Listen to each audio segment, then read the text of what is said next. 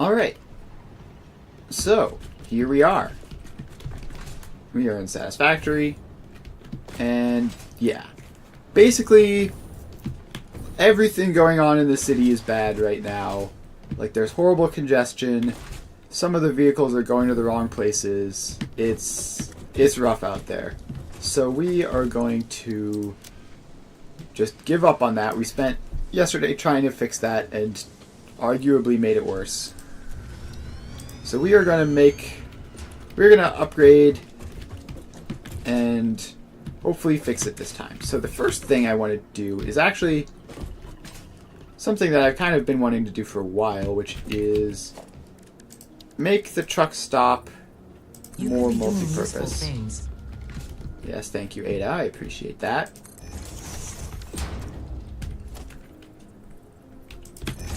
So, we make just like a nice little roof over our truck stop.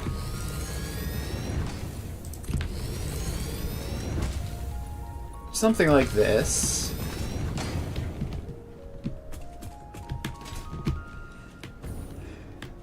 Alright. So what we can do with this is we can get some of this IO stuff just like automatically sorted. So if we put floor hole there, it doesn't quite line up right.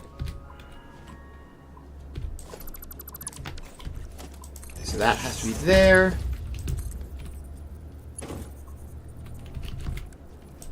And then that can go up there. And then we do the same thing here with this one.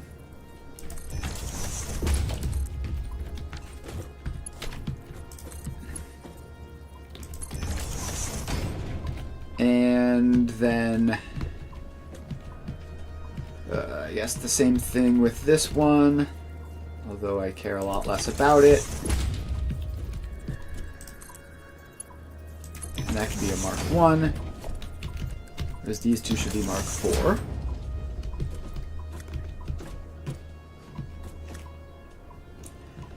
Okay, now I need to get these bottom ones out. And I think the way I'm going to do that is by having them come out like around the sides. So I have that. Then why are you not happy with that? Please be happy with it. I would really appreciate it if you were okay with just going that slight distance there. It's so close. And there's no more space I can really give you.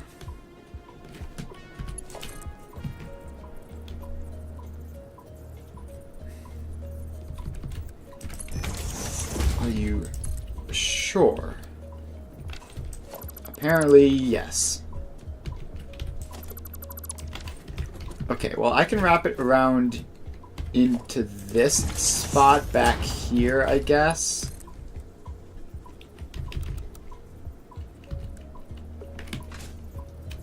And make sure to have it reversed and set to Mark 4.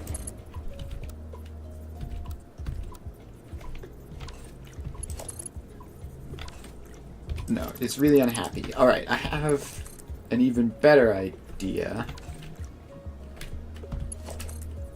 What if...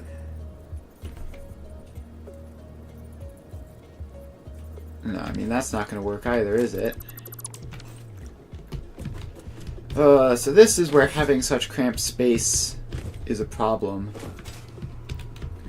If I had more space, I could have these back to back like I did in the previous version, but I need this much room to get trucks through.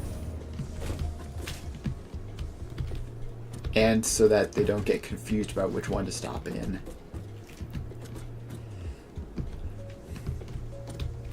Alright. how do I do this?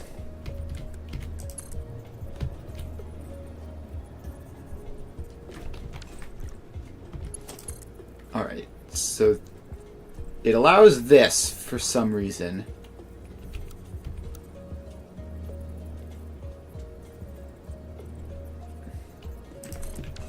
Alright.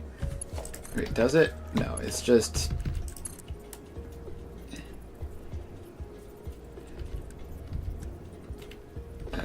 curve. I need to get literally like any good, reasonable outcome. Maybe if I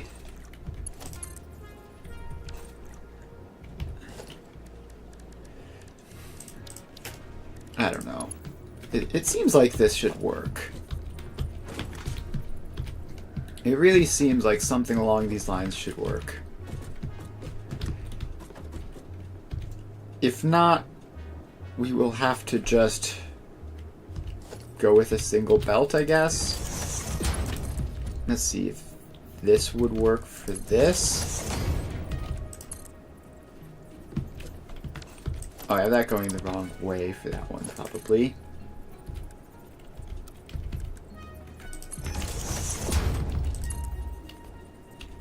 Doesn't like it in curve, or default, or straight. Alright, well, that sucks.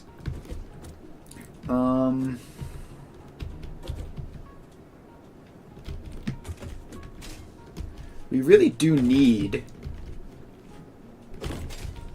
I guess we can knock this front wall out. Like, there's no reason that has to be there specifically.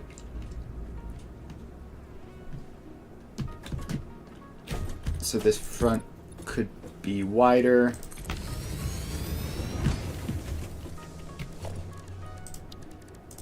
And then put another line of walls in there.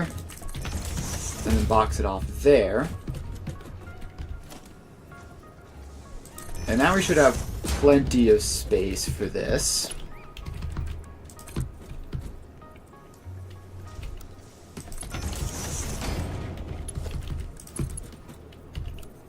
Yeah. Works on default. And then we just need to figure out this one. And it can go... Likewise, it can go over here. And that is going to involve some clipping, but who cares? Not me.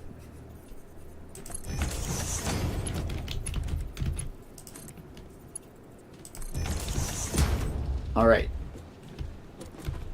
So I have 2 input belts there. I have a fuel belt there. And 2 output belts there. And I think I want these to be labeled.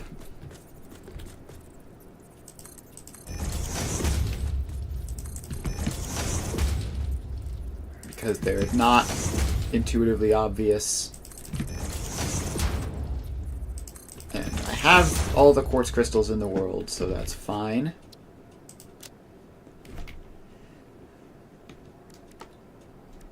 So let's set to layout as just text and set the text to input. And then, alright, see, why is it that when you copy settings and paste settings, sometimes it works? Alright, it worked that time for some reason. Alright, so then we just need to paste all of these settings and then change these 2 to output.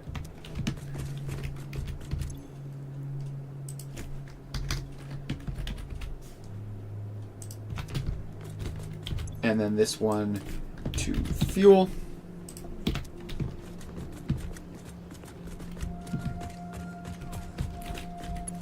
And I guess we can put in the lift heads as well.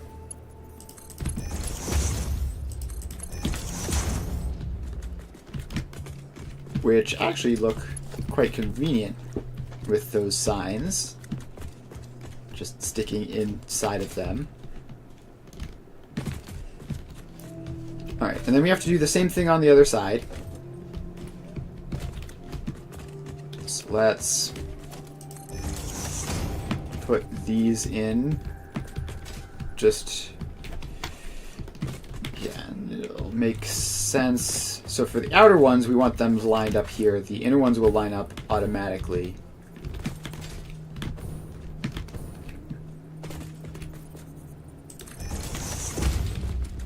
When we place them from the bottom.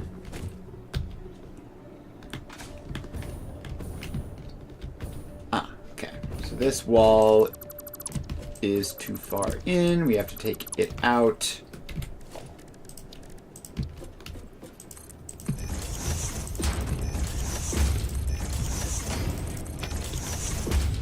And something like that.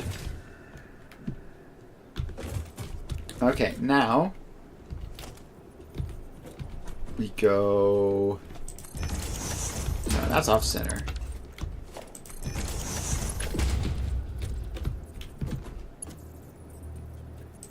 What?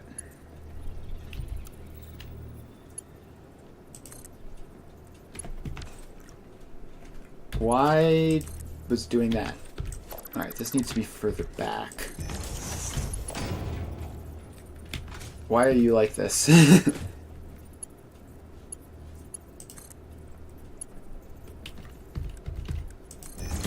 Alright, well that works.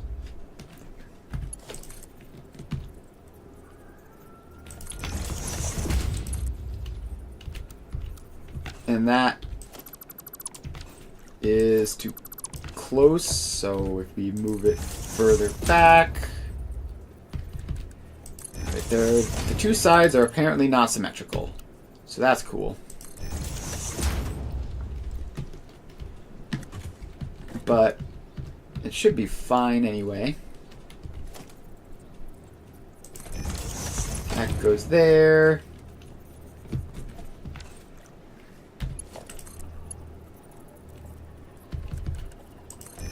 That goes there.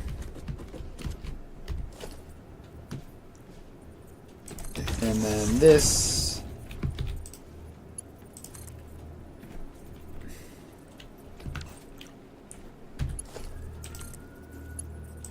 goes there. And yeah, that one can be Mark 1. These two do need to be Mark 4 though. And then we have this one over here.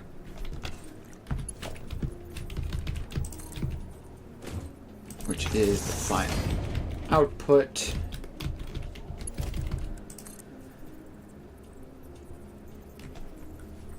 Or apparently not that side. It needs to be reversed. And upgraded. And in you go. Alright, so now, instead of dealing with all that, now we have these. And this isn't lined up. Let's fix that real quick. That can go there.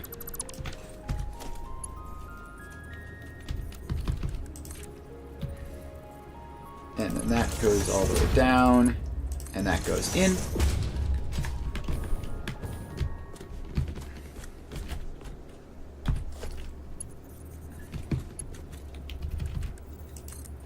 So then these get their conveyor lifts.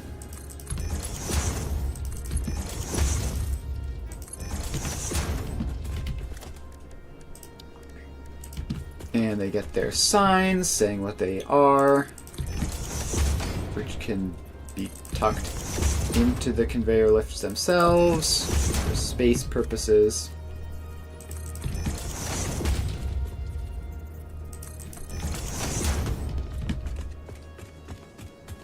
Okay, now we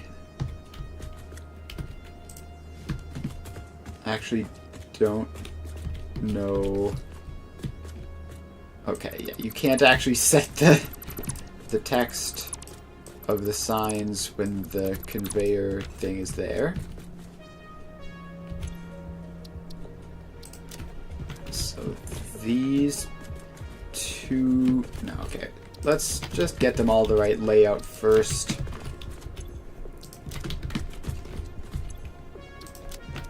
Alright, so...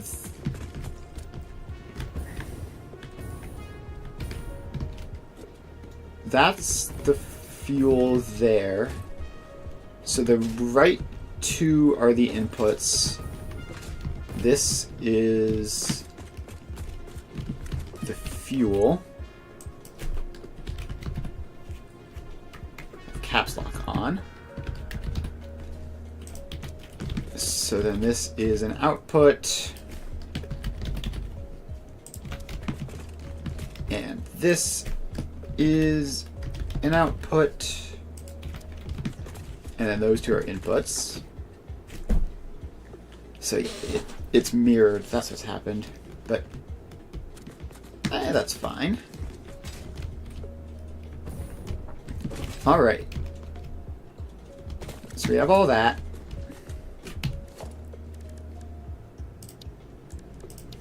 And I think in principle these two are frequently going to be separate, but not always. Like, a lot of the times these two will be two separate things that we're inputting and outputting, so I'm going to put a road barrier there just to indicate that, but not like force anything. And now we can deal with inputs and outputs up here instead of down directly in the truck stop. And I may as well put the conveyor lifts here.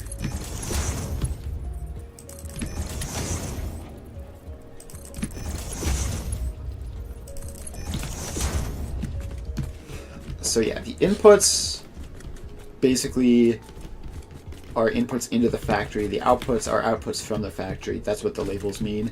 They don't mean inputs and outputs into the truck stop. They're inverted from that.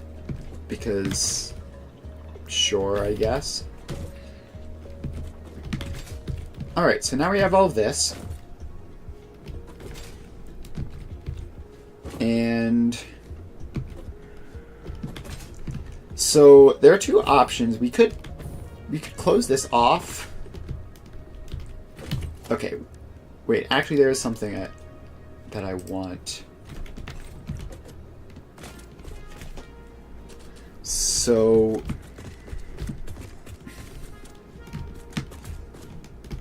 okay, so I think we wall this off as if it's a traditional blueprint.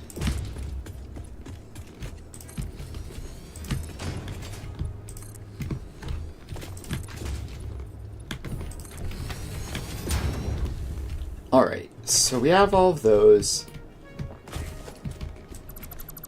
And then what I want are conveyor walls.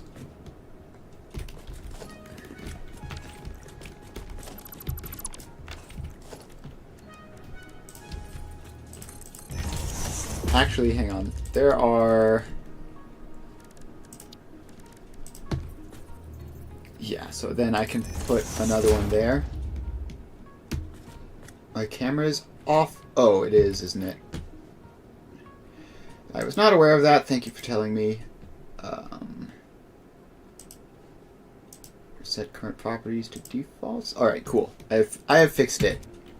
Yeah, that happens sometimes, and I don't always notice. Thank you for telling me. Alright, so now we have this. Yep, we're back. So I am basically upgrading the truck stop. So now, instead of having to like awkwardly lift conveyor lifts all the time, I just have it automatically brought up here to this floor, which may or may not be the same as the floor that the factories take their inputs on. I'm not sure, but this should be easier, I think, to deal with. So we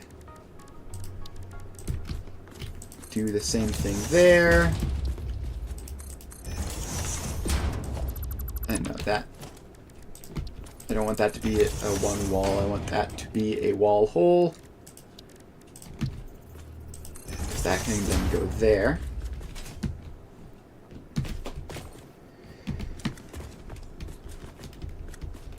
Alright.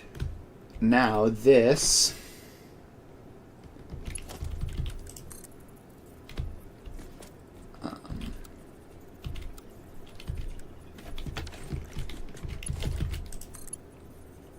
I guess we just do it like that.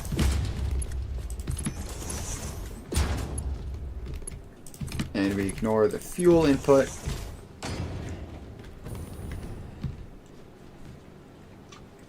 And we're going to have to fix the signs so that they're in the right spot, but actually probably don't need signs if we have the moving belts.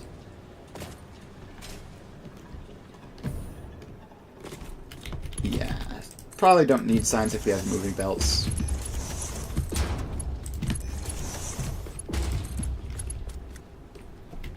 Wait, which one of these is fuel? You're fuel, right? Yeah, okay.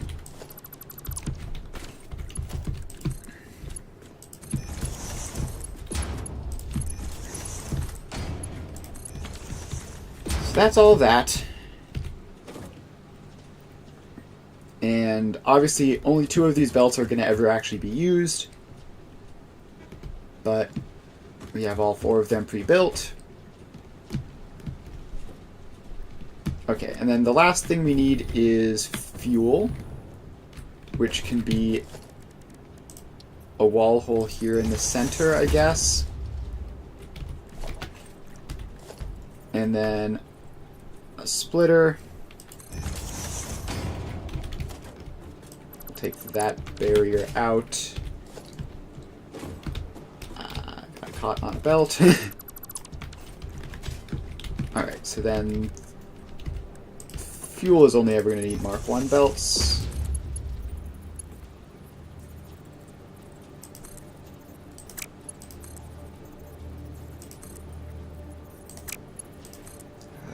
Okay.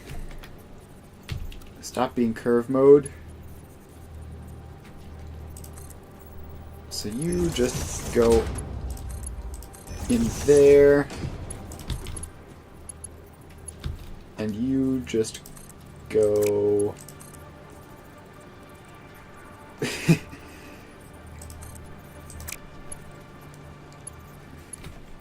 I guess probably it would be easiest just to do that, and then down,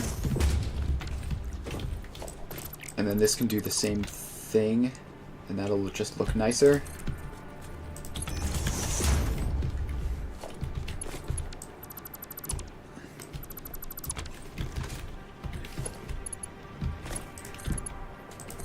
Alright, so we have that, we have that.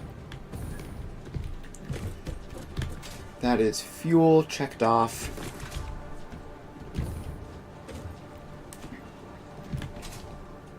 Alright.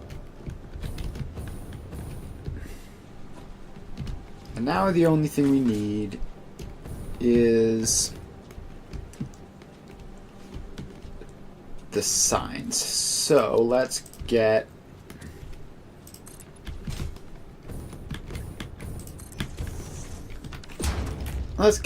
the walls up a bit there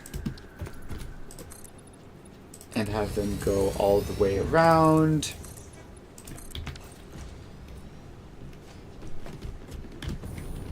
And now we can put all sorts of signs. So first of all, little mini signs beneath all of these, so that we know what they're doing. Ah, they're upside down. Of course they're upside down. Why Why would you ever place a sign right side up? That would be silly. Alright, signs gone.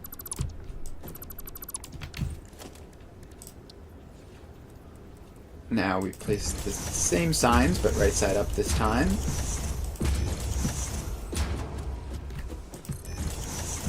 2, 3, and 4.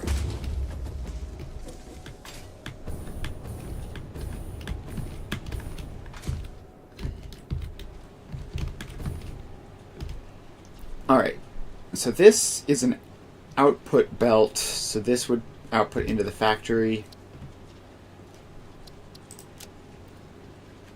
which would mean that this... Hang on, I'm trying to figure out how to label this. Let's just label this to factory.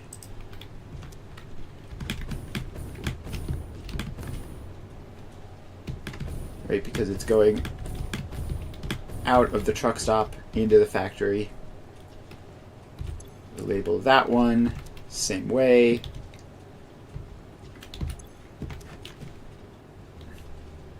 And then we'll label these ones to transportation.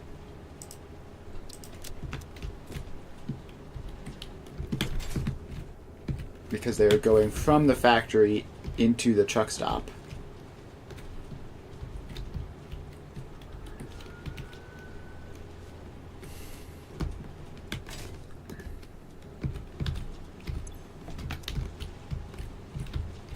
Alright, so then we copy those settings.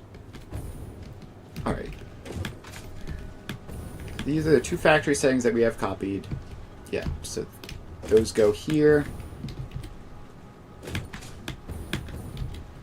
No, hit the wrong button again.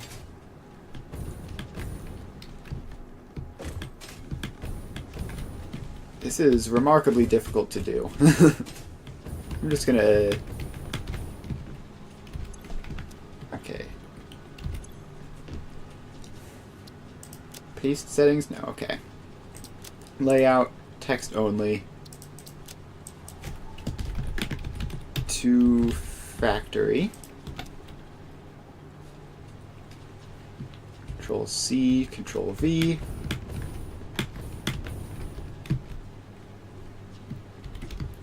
And then those two are to transportation.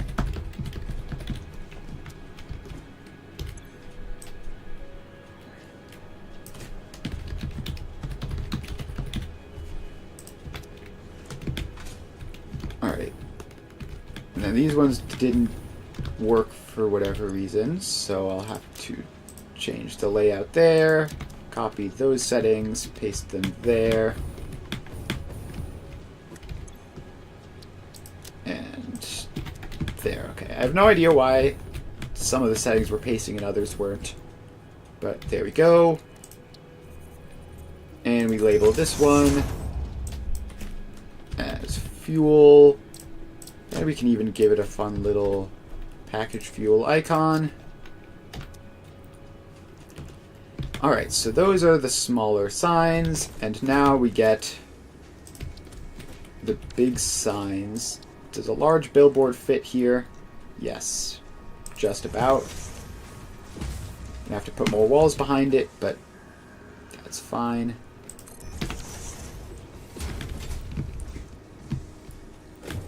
Alright, and these will be, let's see here, layout, this layout,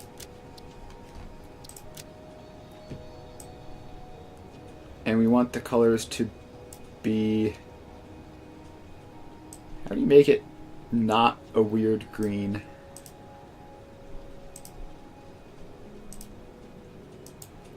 Alright. How do you make it not a weird green and like a normal green? Like that, okay. Save preset. Green.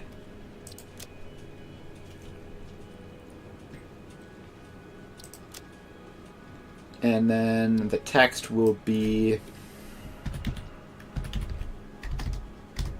input/output undefined.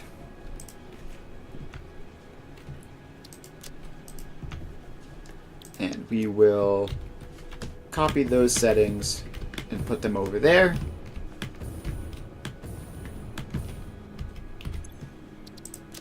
Except this one will make it be red and save that as preset red. Alright, so the idea is inputs will be green. Inputs into the factory will be green. Outputs from the factory will be red. Just arbitrary colors that I've decided now. That looks more orange, but whatever. And then we'll have these giant signs, which will help us know what's going on. And then finally we put some walls up here so that we don't have to look at it. And also so that this whole thing looks like it's being supported somehow.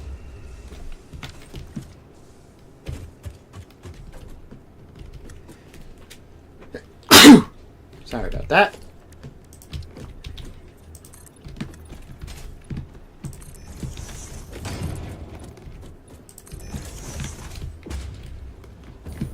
Alright, and then we fly back around here.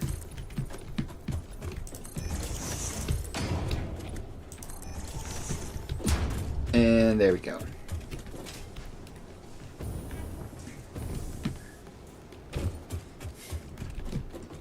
So now we have this, and this should make it a whole lot harder to mess up truck routes when everything is being labeled very loudly and obviously. And is there anything else that this needs? Anything else that could be handy? Yeah, there. I guess. Will it even fit?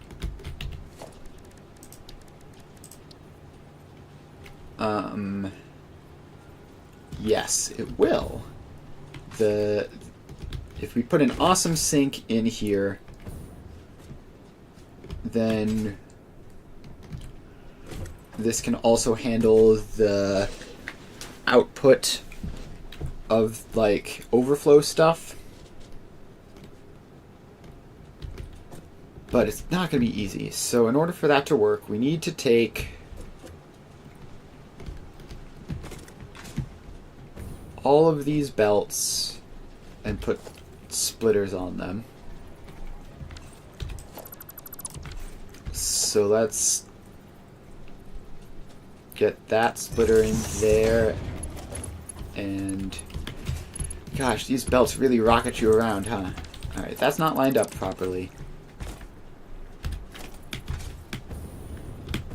So let's get a smart splitter like that. And it goes in there and in there.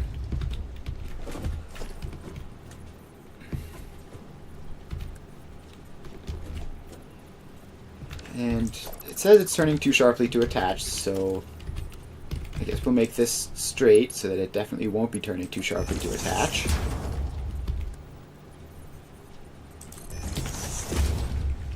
Alright, there's another smart splitter.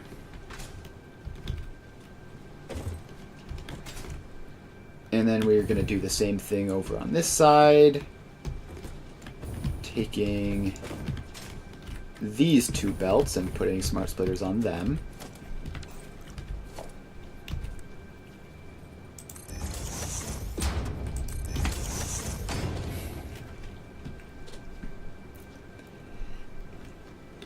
And now we just need to merge them all up. Actually, hang on. All of these are going to the same place, right? So I don't actually need 4 smart splitters, I just need 2. Technically, if... No, yeah, it'll be fine. So... Technically, if I'm running 2 full belts of output through here, then only pulling them off of one wouldn't work. Okay, actually no. In that case, I do want all 4, just to cover for that niche situation.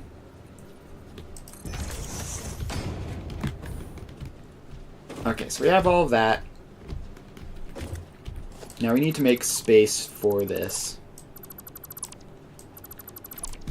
which means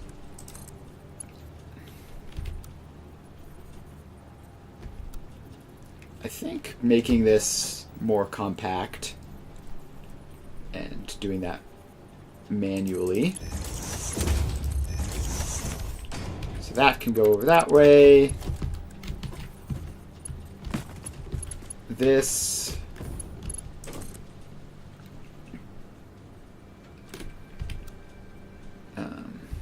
hello? Right, it has to go this way. So this can squeeze in here. And there's definitely some clipping there, but gotta save the space. Alright. Now we can... How close is this to the very top? Very close, but not entirely. So, like, if we were to, say, do something like that, we could put an awesome sink on it, and it wouldn't stick out the top. Alright, that's great. So that gives us more space to do all of this.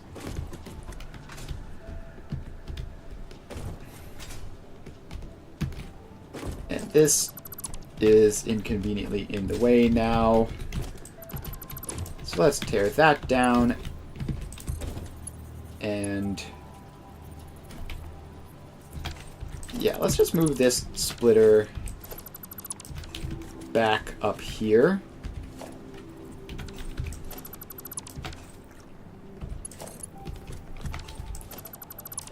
And take these road barriers out because they're not going to be needed.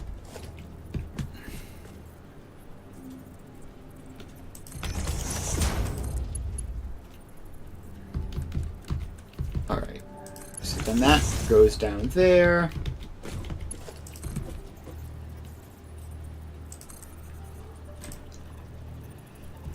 And then this can do the same thing, but back here instead, where there's just more space to go around.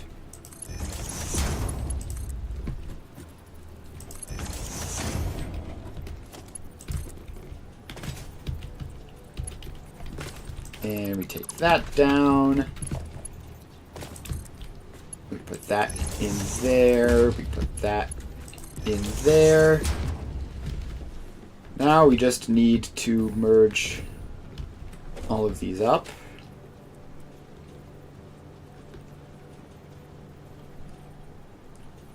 So first we need to merge 2 of them.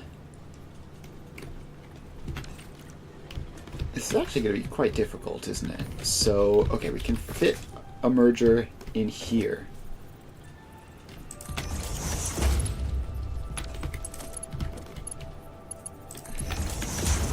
We can get one in, but not the other.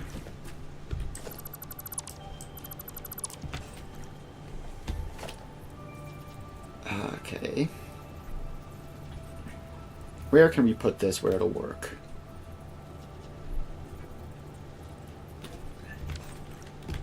Nah, I don't think this is going to work easily.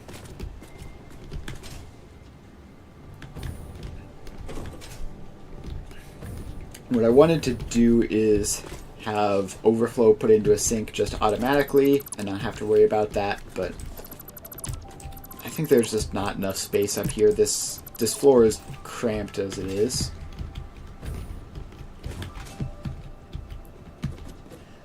Unless... I say this floor is cramped, but there's no reason we can't do that.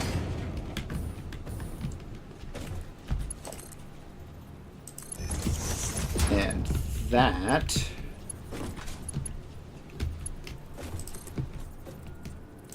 And there's all sorts of clipping here, but it'll work.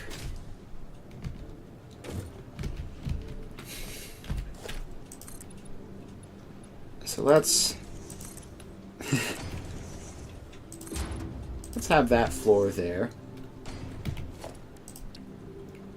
And we put the awesome sink in near the back. So then we put a merger here, which takes that, and then this just needs to be aligned better.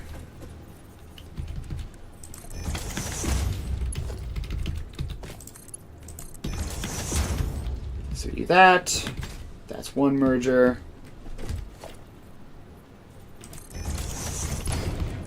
That's the final merger.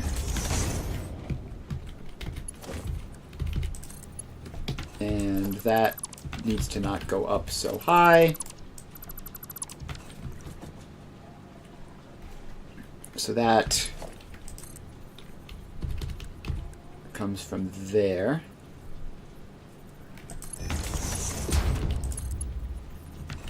And doesn't line up quite right. So what if we just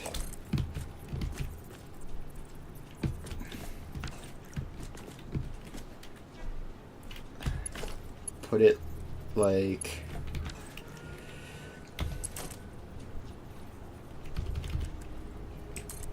that, and then that, and then in. Alright, so then that we have that going in, and we have that going in, and you know, I've just realized once again that all of this is pointless because this is a singular sink,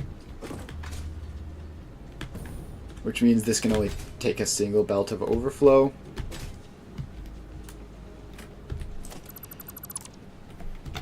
Yeah, that's fine. We'll set up the overflow manager as an entirely separate blueprint. Like there's just not quite enough room in here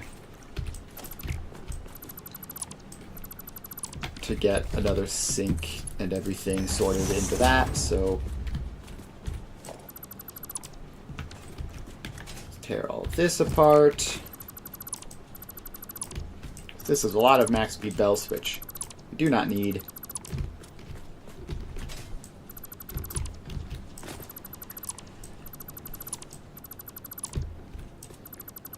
Wait, I didn't want to take that one apart. That one is actually needed.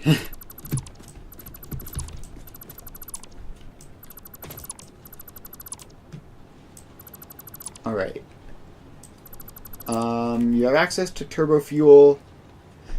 Yeah, so turbo fuel it's obviously harder because you need your coal and your sulfur.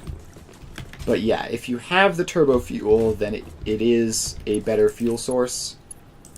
But regular fuel can absolutely carry you through most of the game until you get to rocket fuel. So if you have enough regular fuel power, I wouldn't stress too much about turbo fuel, but it is definitely a marginally better option if you have access to it.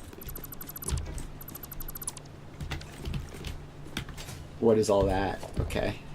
Interesting.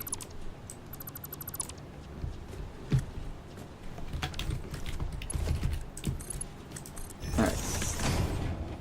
So, everything is hooked up. Yep. Alright, everything is hooked up.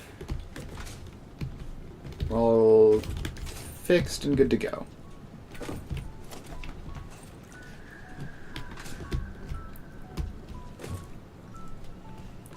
Alright, yeah, let's just save this as Truck Stop Mark II, but maybe call it Mark III, but whatever. Alright, then clear the blueprint designer. We have a big battle lag.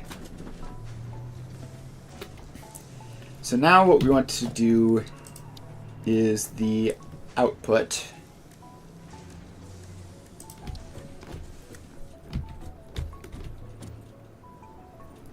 So basically this is going to be very simple.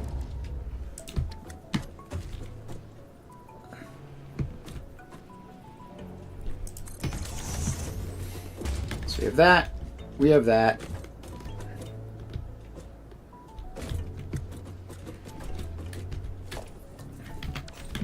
I want it to be relatively compact though, so see if we can get these to line up better.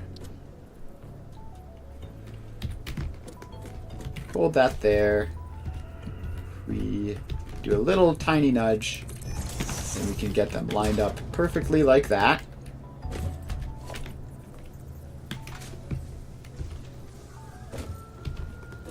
And then right in front of it, put, no, not conveyor splitter. Right in front of it, we put a smart splitter.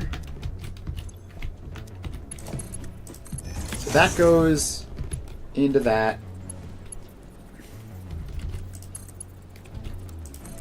That will go into the sink,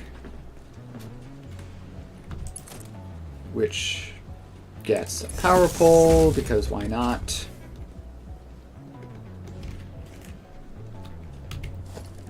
And I guess we can put some walls around this.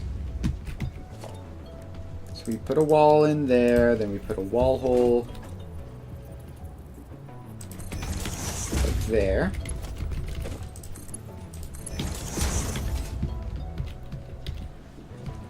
All right.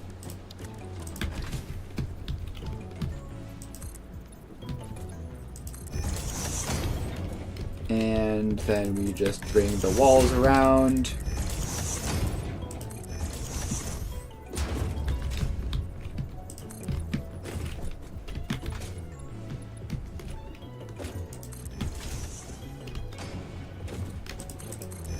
These walls don't need to have this much space around them, but it won't hurt, probably.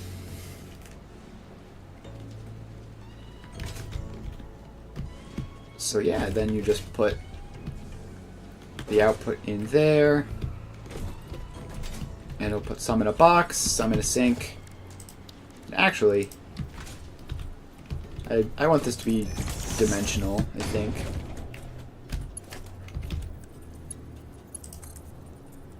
And I believe the speeds for dimensional upload go up to 240, so we'll just use a Mark III belt there.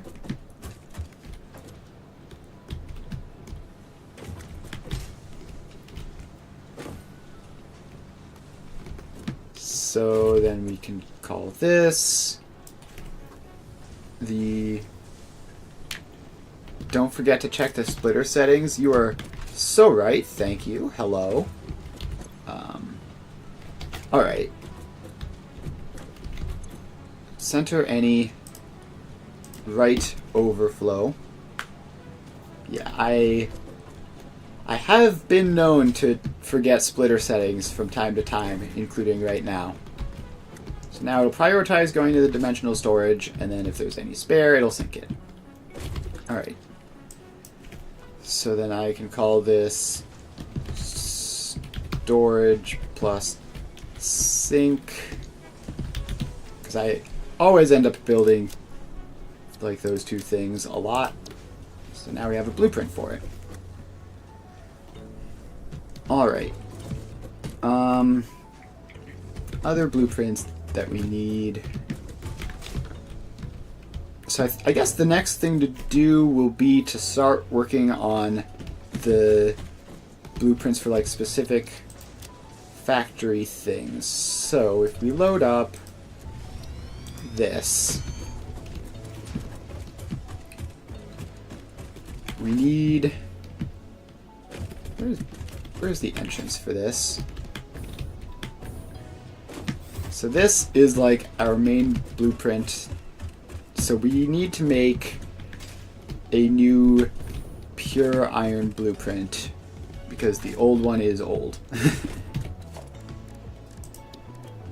And the old one is using like Mark 1 blueprints, and like they don't have the fancy new auto connection stuff. So let's... Alright, we actually need to do this whole annoying process to get the stuff down here, but there'll probably be enough space. Yeah, there should be plenty of space for that. So let's see how many refineries we can fit in. And the answer is probably going to be still 3. Oh, no, we might get a 4th. Alright, that's a huge improvement. You make blueprints per machine, not per what it's going to make. Yeah, well, like, I do... Basically, I'm trying to do the opposite. That's what I have done in the past, but for this one, I'm trying to do it so, like, I can get multiple steps into one blueprint, and that saves a lot of time.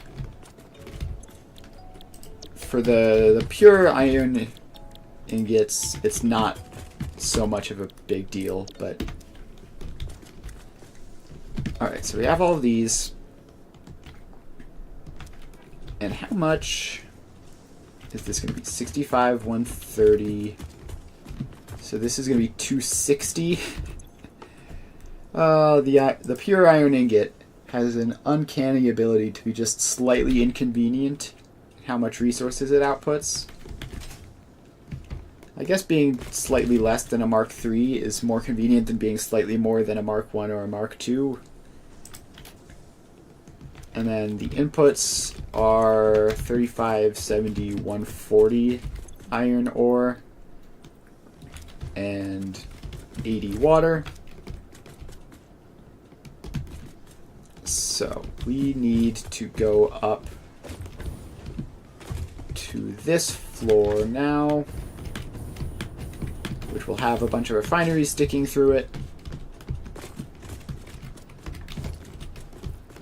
And we do that.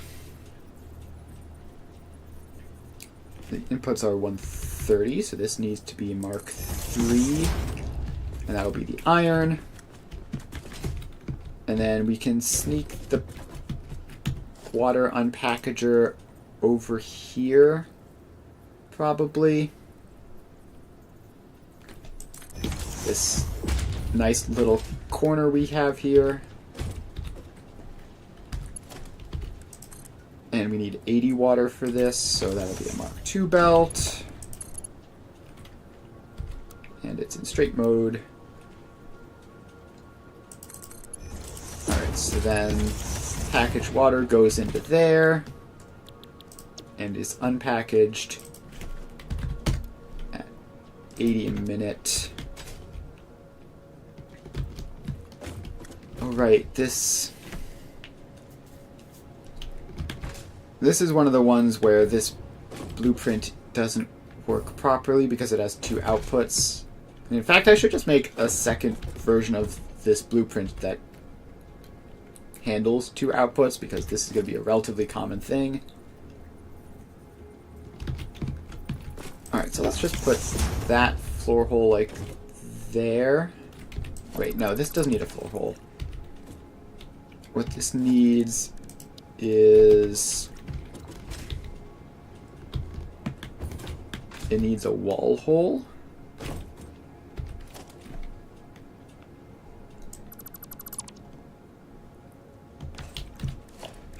Actually, I want this to be auto-connecting. That's like the entire point of this shell blueprint. Stable version vertical mergers? Yeah. They're gonna be... They're so nice to have. Like, honestly, it's great. Alright, so I can make a second output that does the whole auto-connecting thing by, let's see, knock out this wall, put that in there, and shift this packager over this way to have room for it.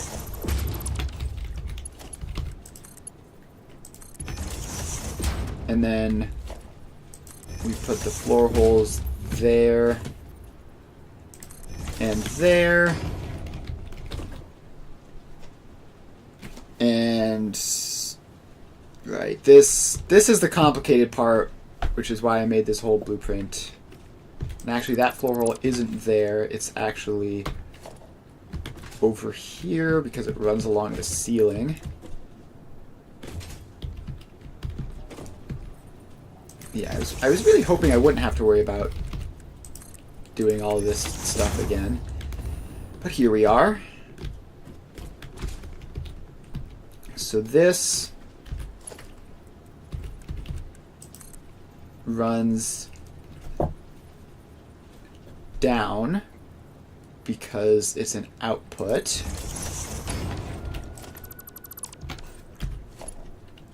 So this has to do that. And that goes in there. Alright, so this should be the same as that one. So it should be a splitter on that level and a merger on that level. So then this splitter outputs to the outside. The merger lets me output on this floor. And then we're going to have to go to the other floors to finish that. And I have no confidence that this will actually function, because last time I built this, it took like 5 tries to get it right. But we're going to do our best. Alright, so then we have that floor hole there. This goes down. And technically I put a merger there, but I think it actually doesn't work. Like I don't think you can actually use that merger, but I'm going to have it anyway. Alright, then we go down here. And then we do that. And this comes out to that level. And then we have to go all the way up to the top. No, I didn't get a good jump there. So go all the way up to the top. And then we have this floor hole.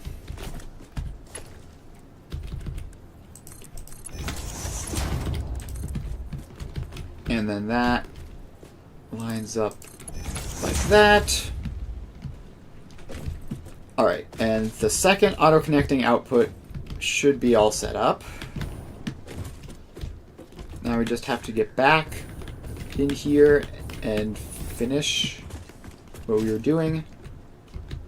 So this is the packager, which can't be that far out because it needs space on the other side.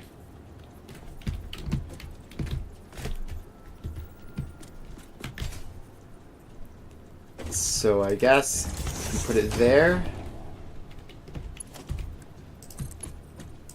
then that works.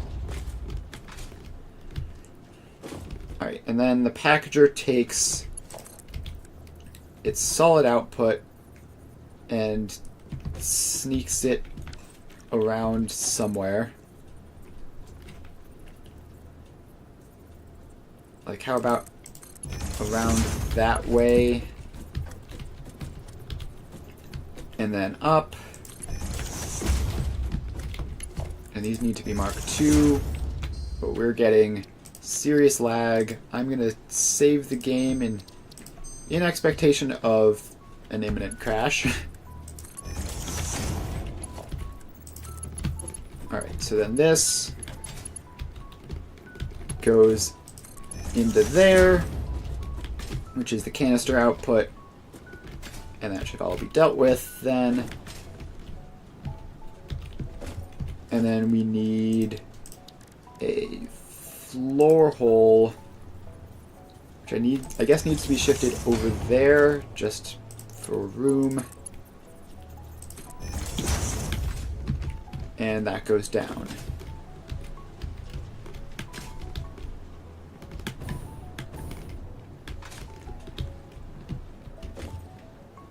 Alright, that doesn't look right. Let's remove that and rebuild it and see if that helps. But either way, we're going to head down to this floor.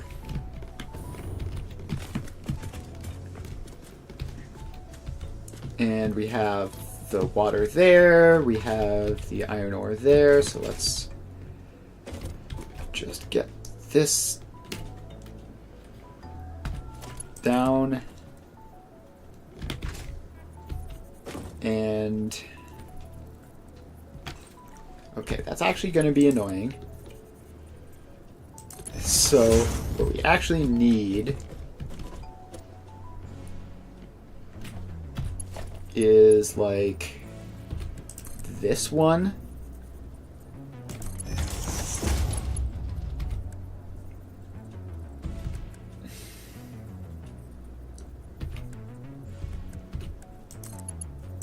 So then that goes there, and down there. Then we can vertical split it to go to either of those two. Or down there,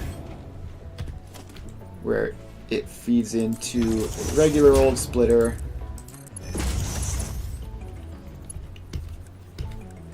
That needs to be Mark III belts. And that goes there.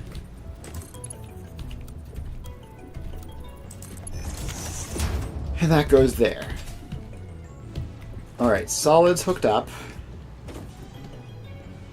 Now we need to do the liquids.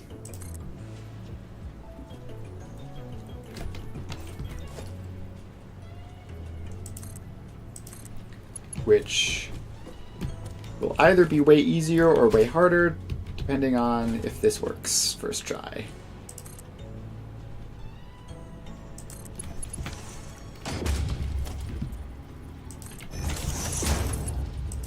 Alright, so then we get that in.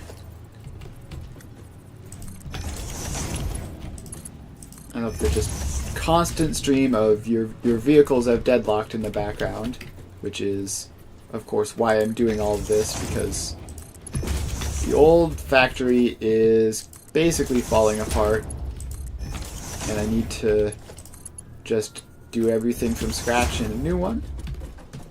Alright. So that is that in terms of getting the inputs hooked up. Now the last thing we need is the outputs. So this is what, 260 iron ingots? I wonder if it would be easier if we made this 240. Then you could stack two of them on top of each other and get 480, and that's a full belt. Yeah, let's do that. That seems way easier to deal with the outputs of.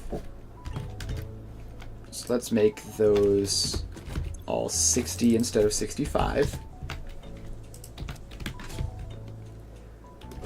And this is going to do wacky things to the resources it needs. We'll figure out what that is. Alright, so can we 18.462 times 4 is 73.8, so 74 water. We're just going to round up there. And 32.308 308 times 4 equals 130 iron ore.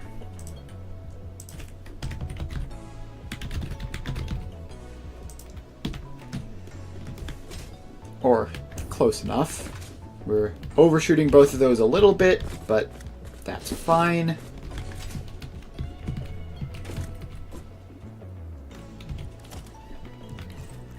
Alright, so now we just need to merge all of these guys up. And we have a lot of space to do so, probably. Not entirely sure what it looks like on the top floor. There's a packager there and everything.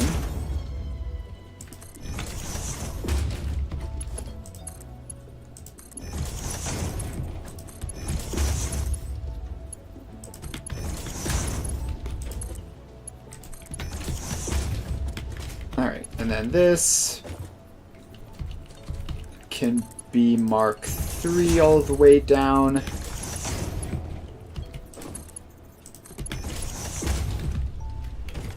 And then this, hopefully, no, it doesn't quite line up. So this hole has to go there. And Mark 3 up to the top. Now I need to get out of here. Easier said than done. Where is the exit? I believe it is here, yes. Alright, now we cycle around. And we get up here. So now we just need to get this belt into that.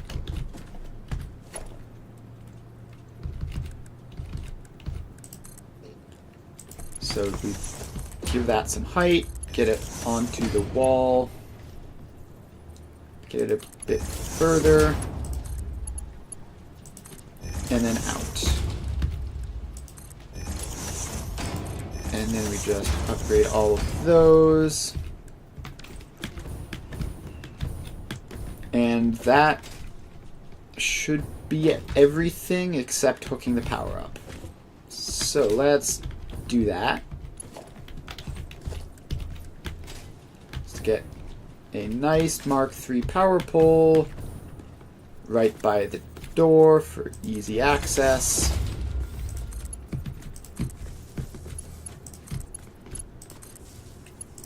And we hook up 4 refineries and a packager, which needs to be set to unpackage water at 74 per minute.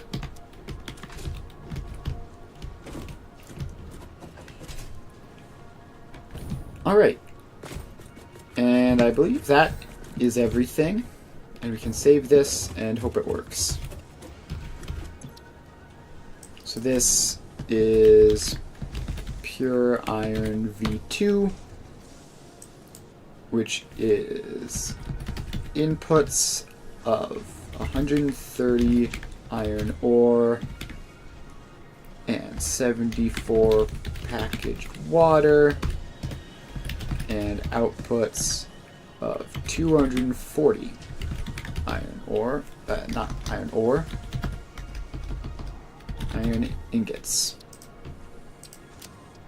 So we save the blueprint, we clear the blueprint designer. Alright. That took a very concerningly long amount of time, but it worked. Alright. Now we have that. And we can... Alright. We need to actually, like, think about how we're going to do this. I think I want to set up copper and caterium and concrete as well. So I want this to be more organized, like all of the ore refinery type recipes. I think I want to just stick all of those in the same place. So yeah, let's actually load up that blueprint that I just made. Pure iron V2. And we're just going to go through and... Actually, no, I don't want to do that. I want to test this first. Testing is good. Before I make like 15 different versions of it, I want to test that this version actually works. And that is going to involve messing with the city some. So currently, everything up here is kind of incredibly scuffed. The roads are not well marked. Also, there's some truck that I removed still showing its path lines, which is not great, but it is what it is. So now let's try to see if we can get this all set up. So we're over here in the new portion of the city, which is well organized and nice.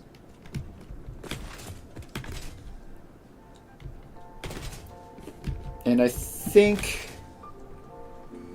we're going to have like this road be for all of the ore processing.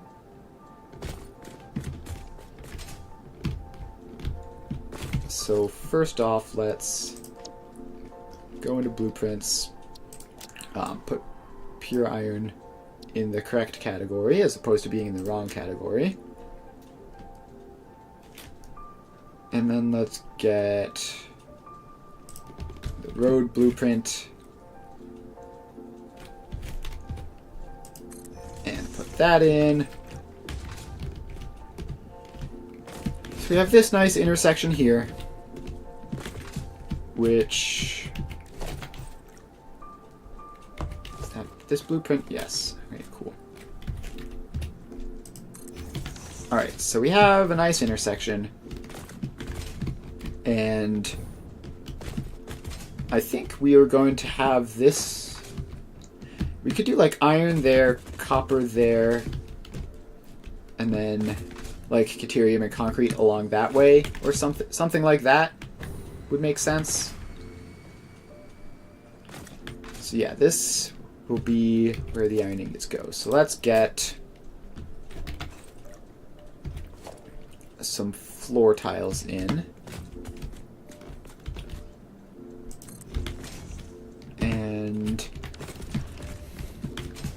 so for this, since this is iron ingots, I want this to have a lot of capacity, like as far as both being able to take in a lot of iron ore and output a lot of iron ingots. So I think we're going to do not just a 2x2. I think this is going to be like a 3x3 or something, maybe, of floor tiles. And that'll just give us the extra space.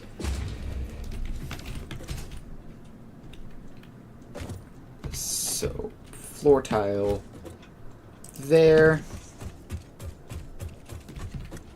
And there.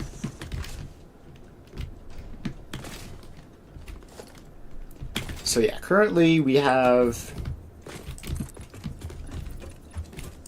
Actually, how much space do we really need? So each truck stop is 2 belts. So if we have one truck stop dedicated to inputs.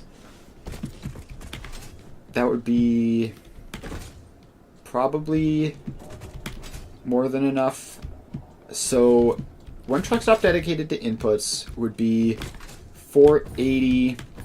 There'd be 2 belts of 480, so it would be 960. 960 iron ore, which would be the limiting factor. 130 would be... yeah, it would be 7.3 blueprints. Which would be 7.3 times 240. 3 times 240 would be 1,752. Which would be almost 4 full belts of output. So we would have not quite a full double truck stops worth of output for iron ingots, which is fine now, but I think I want to scale it. So yeah, I think I am going to go with the supermassive build of 3x3. And that'll allow for just like infinite, basically. Like, I can't imagine ever using that much. I might, but it would be a lot.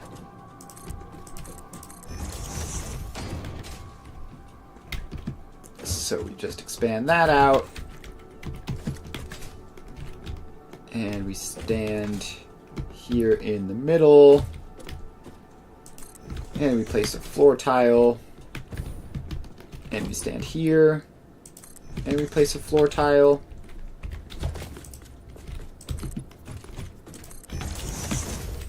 So now this is 3x2. And I could just leave it 3x2, or I can make it 3x3. Even 3x2 is a lot. It's like kind of a ridiculous amount. What have I just clicked? Whatever it is, I didn't mean to click it.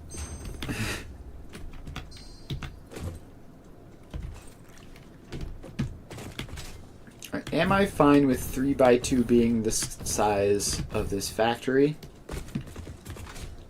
That would allow me to have 4 belts of iron ore, 4 belts of water, like 8 belts of output, and 2 towers for input. Yeah, okay, that's a lot. This should be plenty.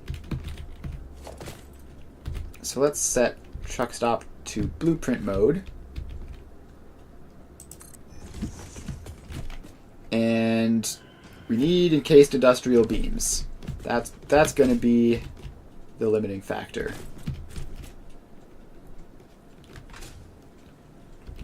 So this will be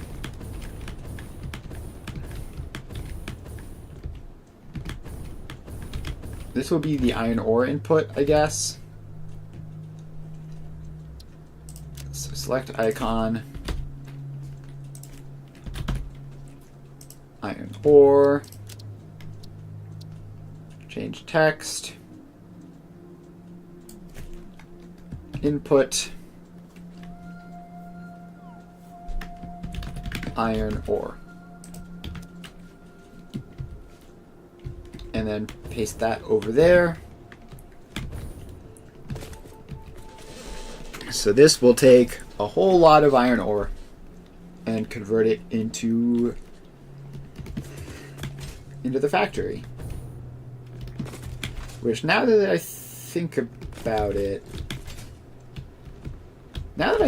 it, I don't actually want this to be facing this way. I want this to be facing backwards. So let's take that apart. So now I have that. I'm going to need to put new billboards up so that they're facing out properly.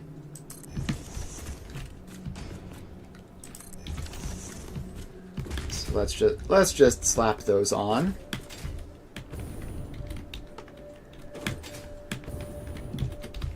And copy paste the settings.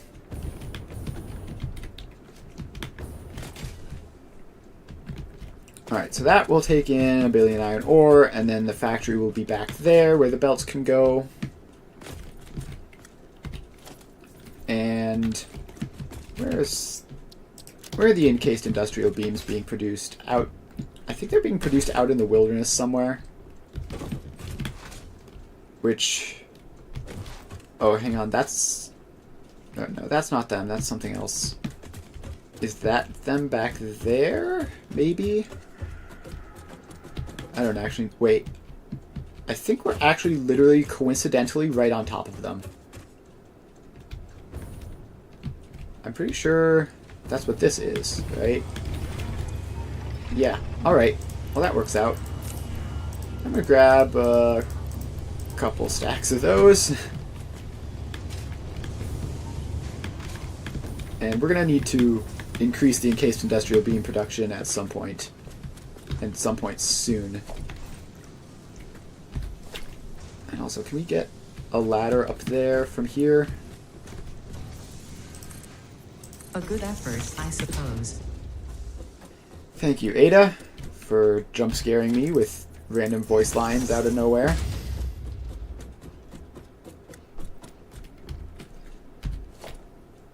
Alright. We'll bring that ladder down. And then hop over to it. Alright. So now we can place our second truck stop in build mode blueprint, and again backwards. And this will be the water input. So let's get the billboards up for that. Select icon. Wait, hang on, no. I need to paste settings, select icon, package water, input, package water. And then we copy those settings. We pop down a new blueprint. And we paste them again. Alright. So now we have a gazillion iron and packaged water inputs. We can run around here. And now we're missing iron plates. And those are all the way back at the original base. Yeah, I think next stream we're going to go exploring and find some more Mercer spheres, do some upgrades so that hopefully this doesn't happen as often. Now, the nice side about building, you know, in a city instead of just like on various sides of the map is that when this happens, we can just get back relatively quickly, pick some of the stuff up. All right, which one of you is the iron plates? It's this one. Grab a couple stacks of that, and back up the hypertube.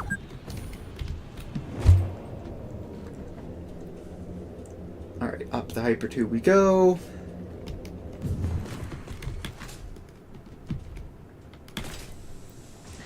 Now we just have to make our way over.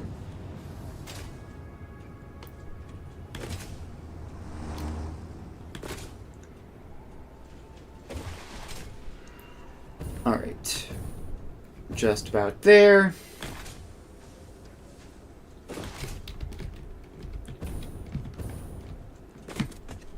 And then we get back here. We place down the pure iron V2 blueprint.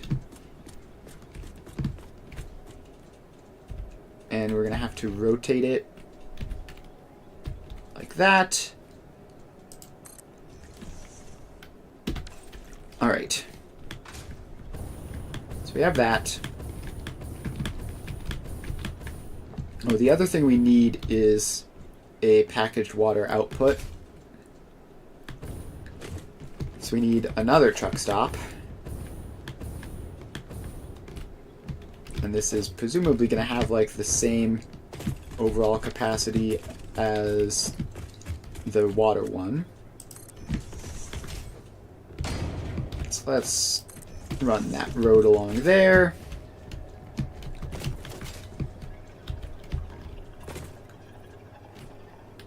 And there. So yeah, I guess we did just kind of mess up with designing this. Let's make sure we have those settings copied. The billboards are pretty much always going to be on this side, not the other one.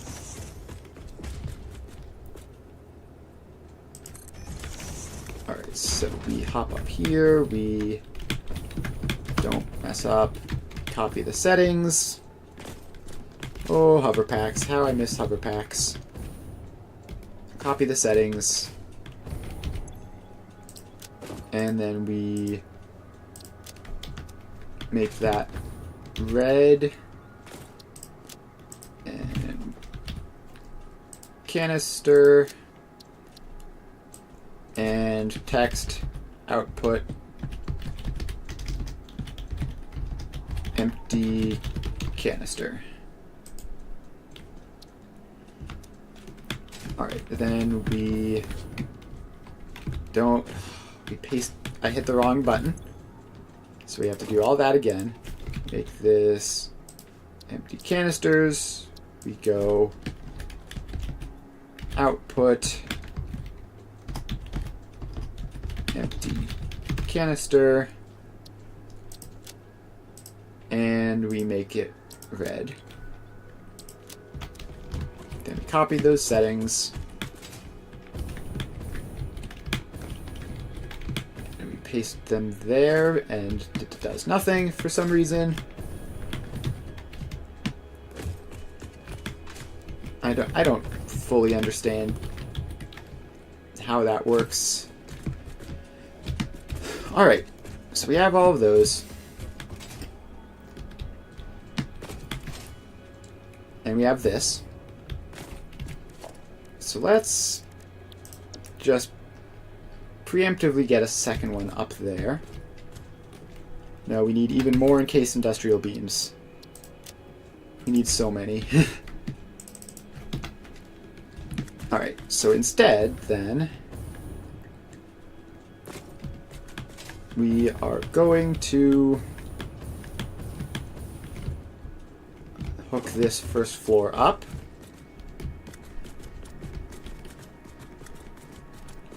So this is iron. Hang on, I have to check which one goes to which. I believe iron is on the right and canisters are on the left.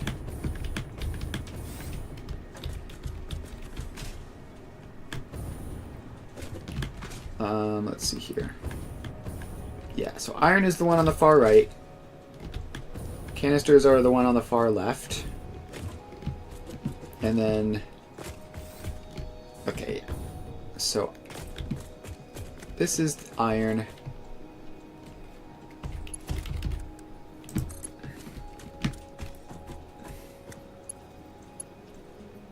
And we go like that. And this is the canisters.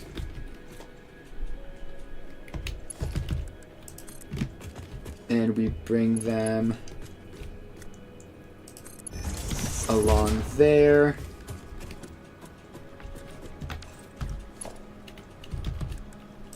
And then in like that.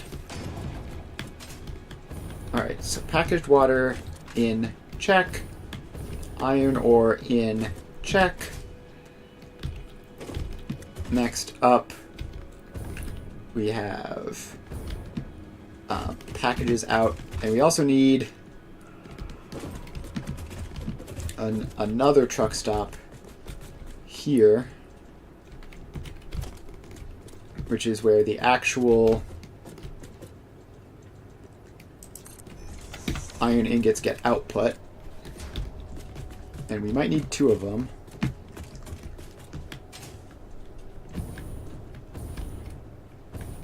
I don't know. Alright, so then this one on the far right. No, this one on the far right is the empty canisters. So we will take those out, send them over this way, and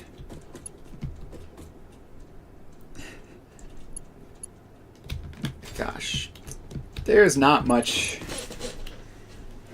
space in here to do convenient stuff. That's the packaged water inputs. This next one is the canister. So then these go into transportation. And that is a belt. Alright. Cool. And then finally we have this one, which is... what speed is that outputting at? Probably not fast enough. I have to go in there and upgrade it. Just the one belt.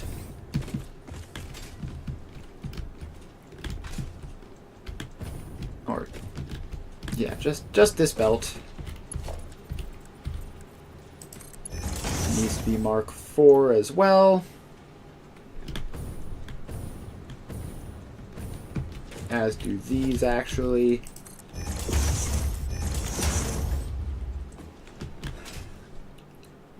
Alright. So that is all of that. And while I'm in here, I may as well grab the power line and bring it out.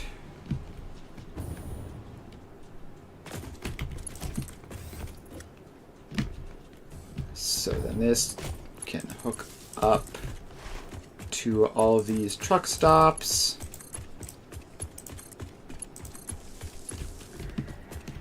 And then one of these can come out to the front, where it'll be nice and visible. And then these can come out to over here, where they hook in with the existing power network. Now all of that's online. How much power are you using? Still pretty comfy. Alright. So then the final thing we need is this to output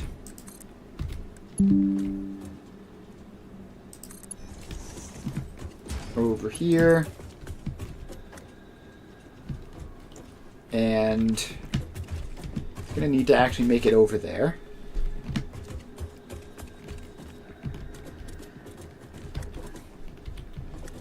So then that goes that way.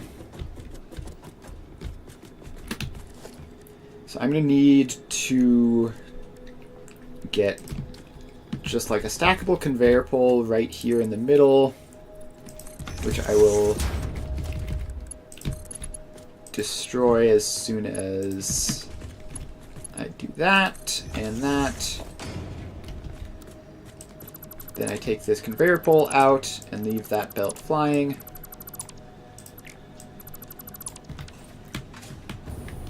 And that is theoretically everything hooked up. Now, in terms of quantities, this is going to be outputting 240 at the moment. We need more encased industrial beams, because we always do.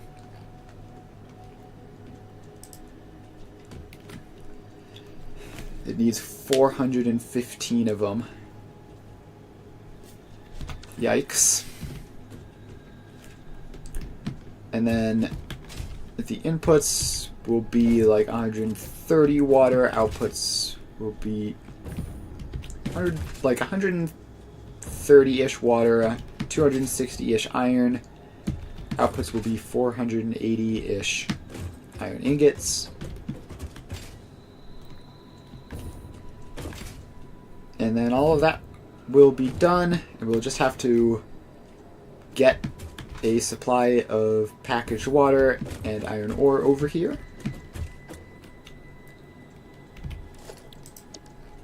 So let's... do we have the beams yet?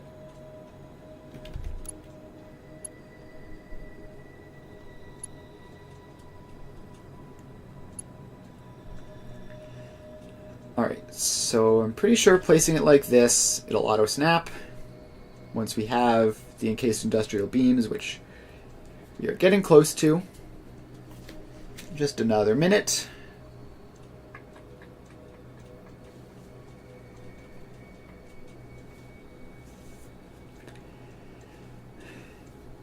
And alright, there's no point sitting there staring at it like that. Let's see. So once we get this set up, we're going to need to get an iron source, which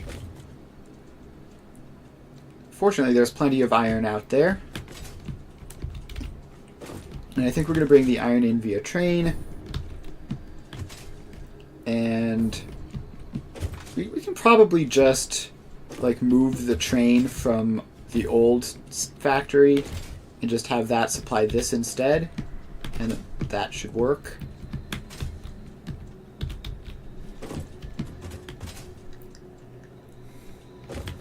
So we're going to need to move the iron ore train, we're going to need to move the packaged water train, and we need to set up a water packaging setup again, which shouldn't be too hard though. Like, that's relatively simple. As long as we have a steady supply of empty canisters, which we still do. The old factory hasn't completely stopped working yet. Alright.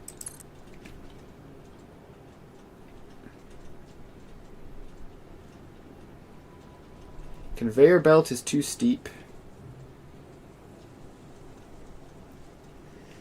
Conveyor belt is too steep. Well, shucks.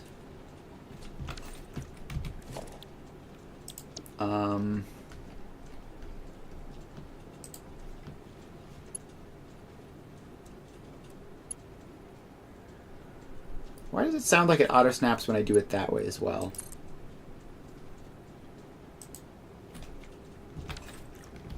Alright, let's get up in there and see what is going on. Blueprints. Pure iron V2. Okay, like some of them are auto-connecting, and the middle couple aren't for some reason. Oh, they're trying to auto-connect to something crazy down there. Yeah, well that's never gonna work, so no wonder.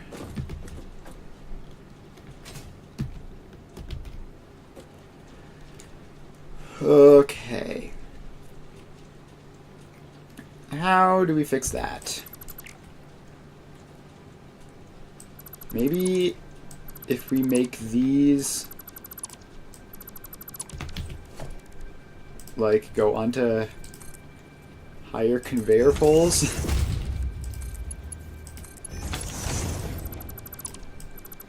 They'll be more natural targets for the auto snap. I don't know, this must have broken with the newest update. Alright. No, it still really just doesn't like that at all for some reason.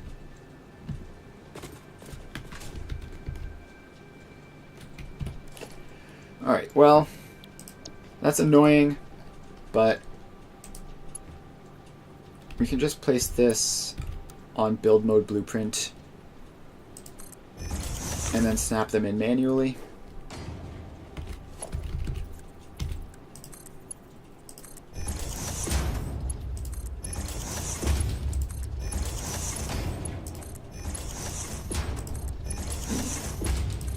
Alright, there we go.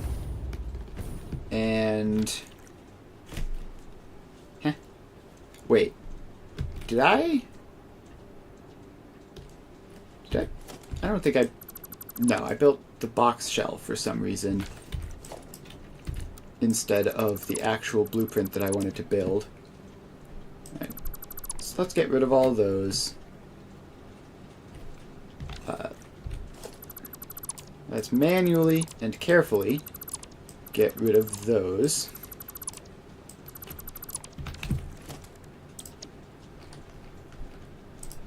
And then... yeah, no, that just really doesn't want to work. That's annoying. I built this whole thing specifically so I wouldn't have to stand in here and do this, but... oh well.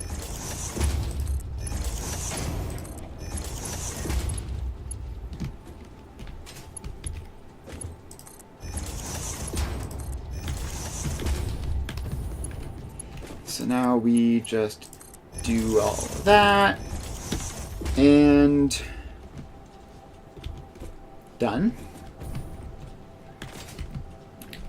And next we hook the power up, which is up here.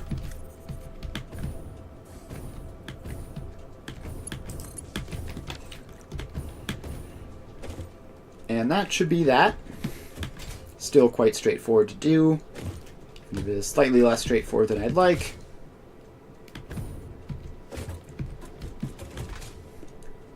Alright, so now we just need to go get the iron and the water. Although,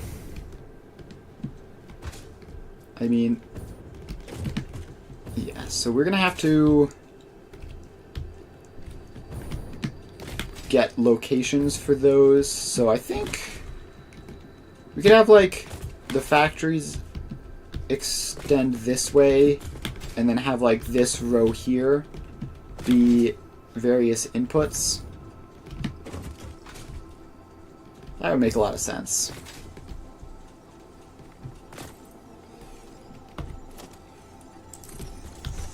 So let's extend that road that way. Oh, and another important thing. I need an intersection around here.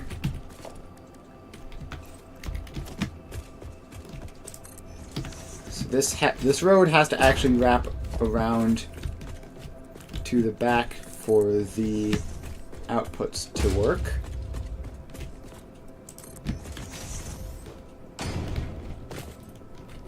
So then we put another intersection there.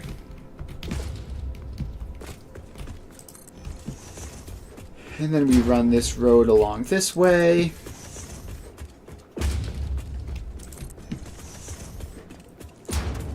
And hopefully it'll meet up nicely to an intersection.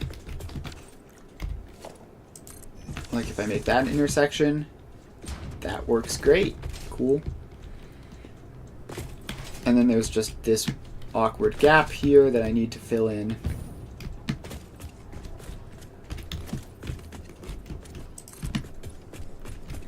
So, there you go. And a little bit more. Alright. So now this factory should, in principle, be... Wait. No, I need to run this as well. Because the trucks need to get out and turn. Okay, wait. That's actually might be a bit of a problem. These two are back to back, which means they're both going to want to get out and turn, like, in this same small space. Is that going to be a critical flaw? Probably not. They should be able to wait their turn as long as they are both going outwards, like towards the edges. It should be fine. Alright. So, the iron. We need to set up a truck stop for iron, and that can be right here.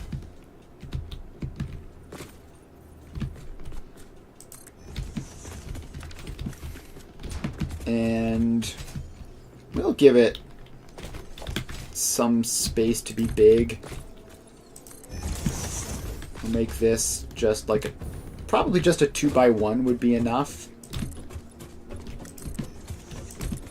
And we can theoretically make more of these if we end up needing to.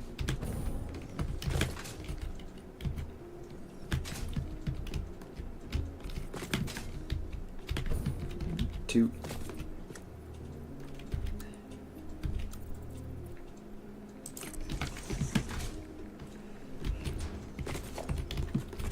Alright, this is the road. So then that will continue on that way for some time. Actually, probably not that much time. We want an intersection right there.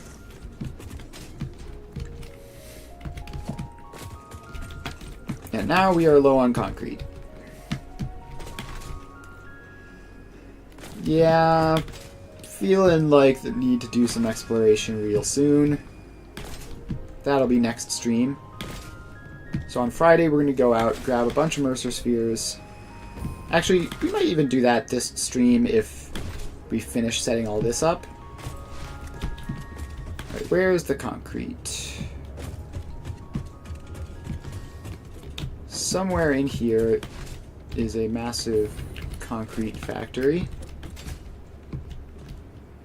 That's Caterium. It seems to have entirely stopped, which is about as expected. Alright, that's the canister return. I have no idea where the concrete is in this giant jumble.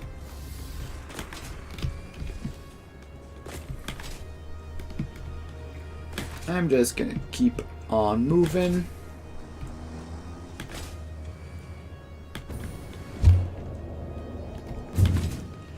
So yeah, we need both increased stack size and increased input speed in order to be able to build quickly like this. So let's just be able to grab a bajillion stacks of concrete. We can also help by setting to take from the dimensional storage first, whereas currently I have it set to take from the inventory first. So I should make sure to do that.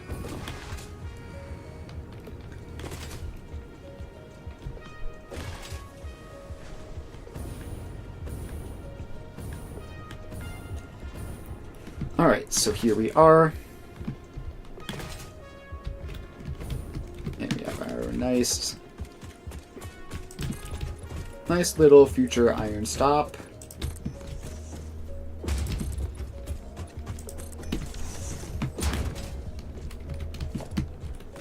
And yeah, let's make sure to set that immediately. Set the truck stops to blueprint mode.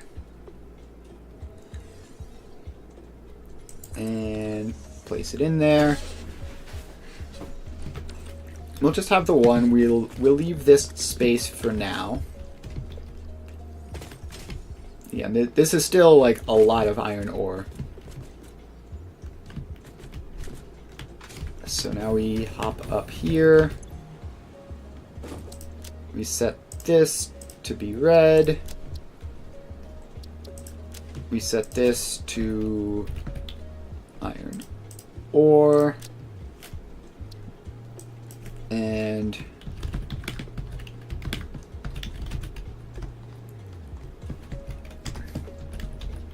output colon iron ore. Oh, I've just clicked revert settings. Which I don't know why I clicked that. I didn't need to click anything.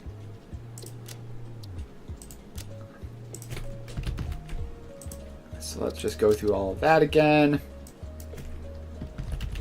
Output colon iron ore. And then we will copy. I've pasted that to it instead. I am really struggling with this for some reason. Iron ore. Copy those settings. Let's get up there. Be very careful, which we can do while we're stationary.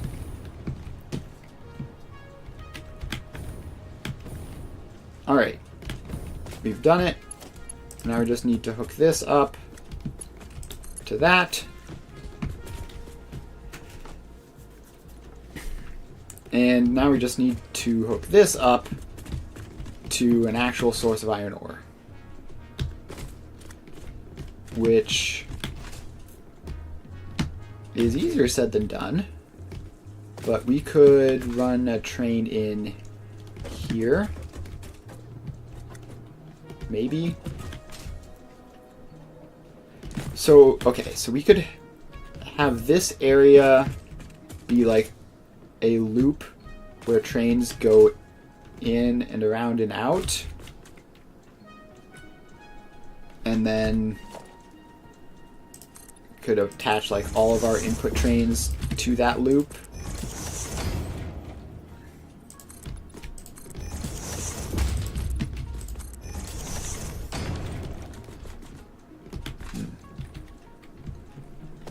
Alright, I don't like how I've done that, but let's ignore that for now. Is there enough space in here?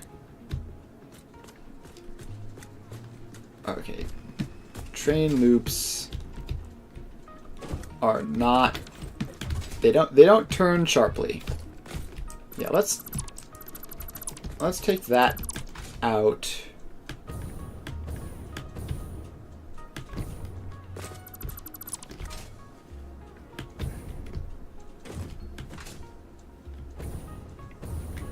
And yeah, all of this should be the other type of foundation. And that will make it more clear that this is train space.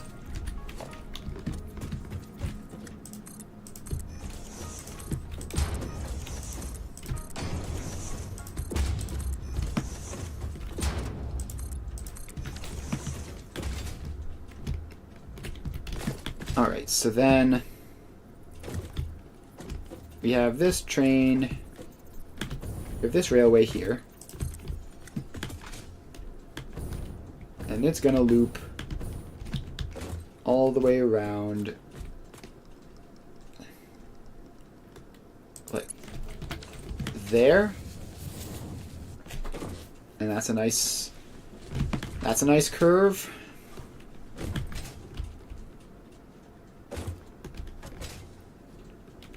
Ooh, what if I run the trains underneath the city? That would be cool. That would be cool, and it would save a lot of space. So, like, if we just go down here.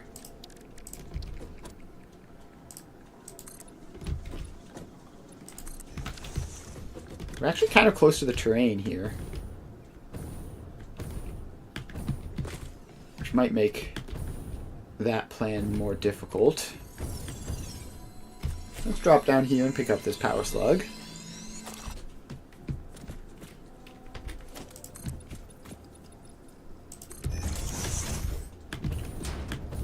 Now, how tall are trains? Probably... I'm pretty sure the train station is relatively tall. Let's drag this area out.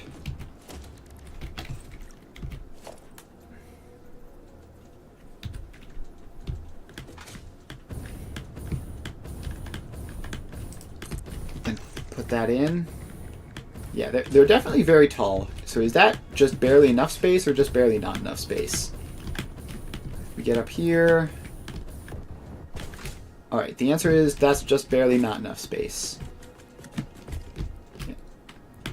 Because I'm pretty sure I tried putting one in a Mark I blueprint designer at some point, and it was not, like, it couldn't fit in at all. Alright, so let's take all this stuff down.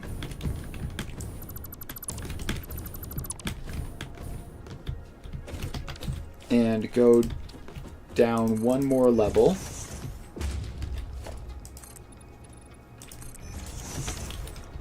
And then the train stations should fit down here.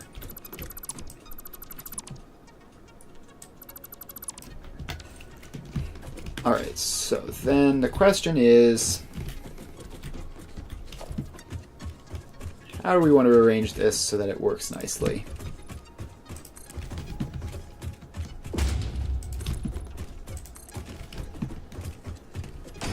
So we have the train station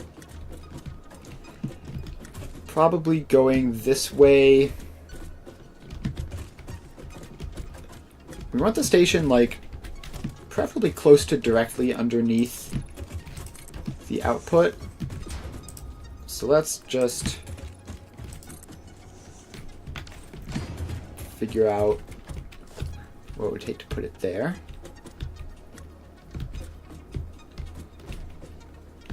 How is that surface too uneven? Alright, the answer is the surface isn't too uneven, it's just being grumpy for some reason. Right, I still want it to be a little bit further up.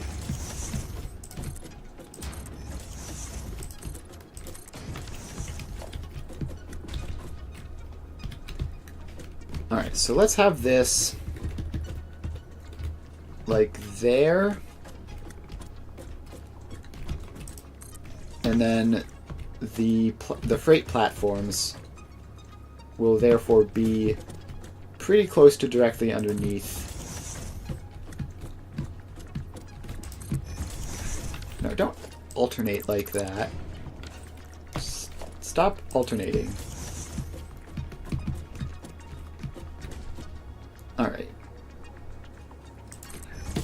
So that is like 3 freight platforms. And we need to get the truck stop inputs down there to the trains.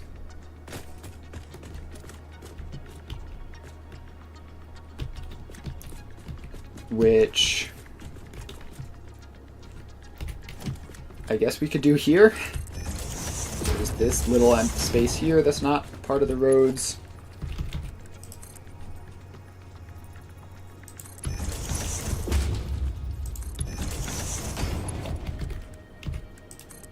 So then that goes into there. That comes around down like that and into there. And then we do the same thing over here.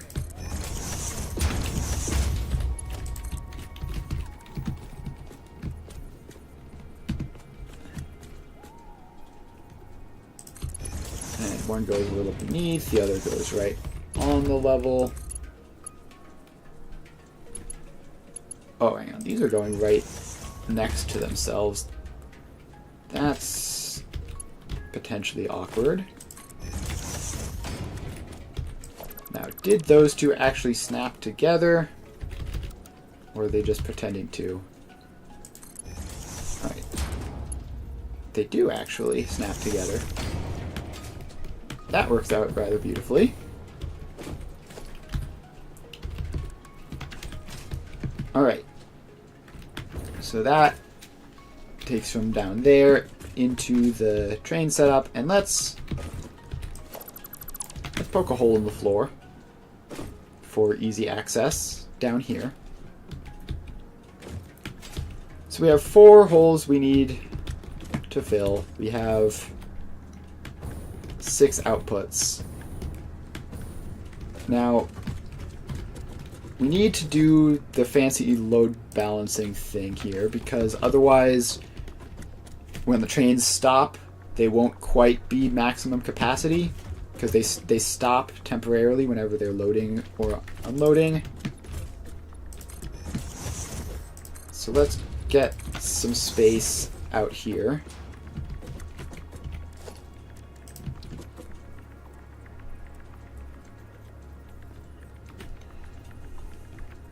And if we just have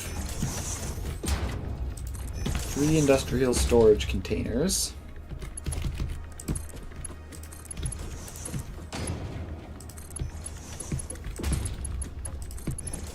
and then we just do something like this.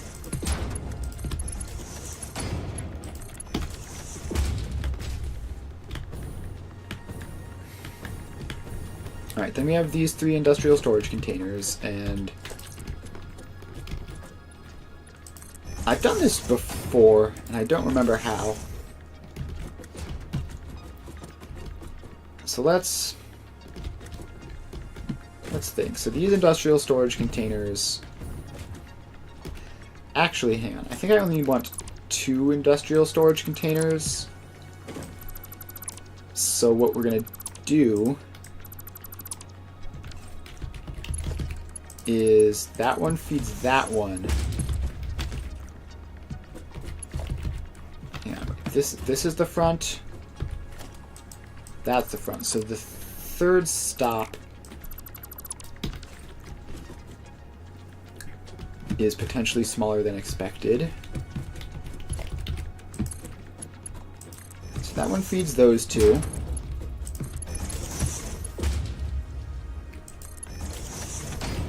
That one feeds those 2.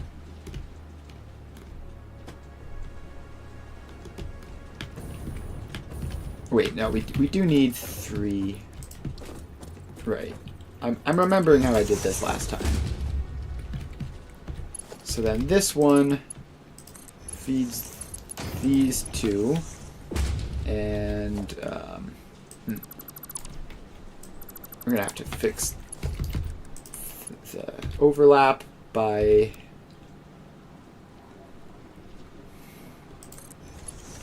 okay, I want it to be straight, but like in the other way. Like I want it to come out here. And then in.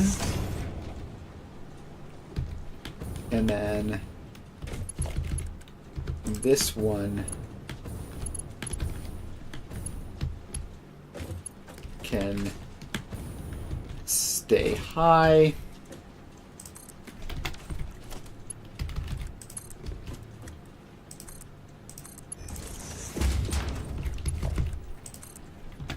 Please just place the right type of belt.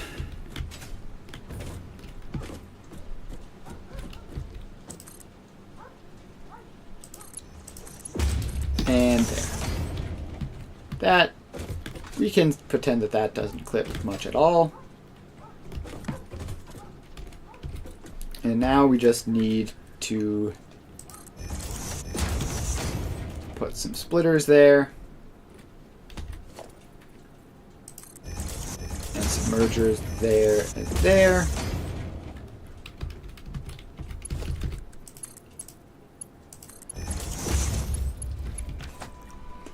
These need to be 3 tall, with the middle one being just for space filling purposes.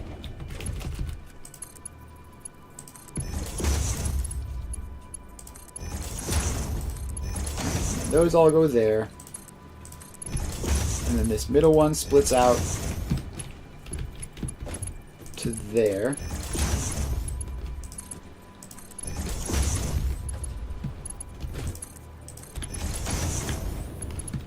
And then this goes to there.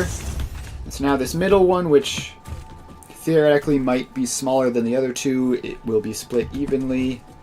And then, boom, just like that, we have 4 evenly balanced belts of potentially maximum capacity.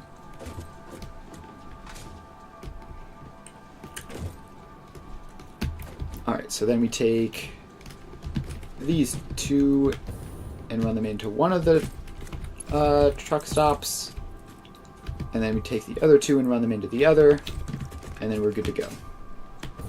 So let's head over here and do that from this side.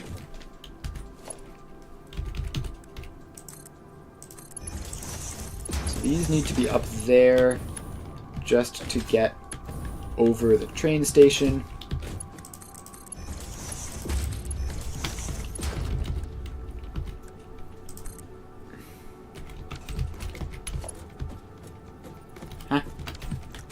How are these different? How did that happen? Yeah. Let me get up here.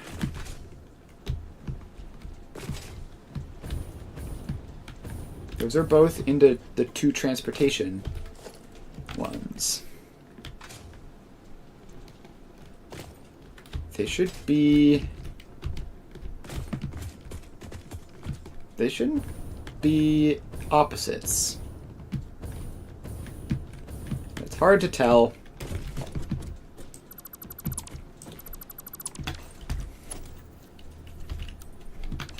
Yeah, I messed up at some point back here, I think.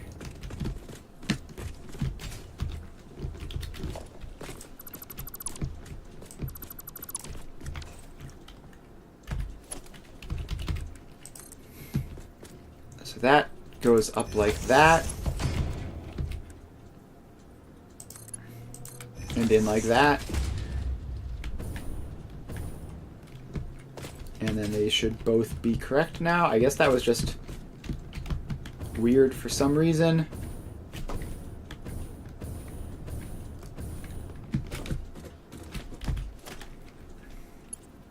No, why? Oh, you're the one that's wrong. It was the other one that was wrong. Take that one out. Take that one out.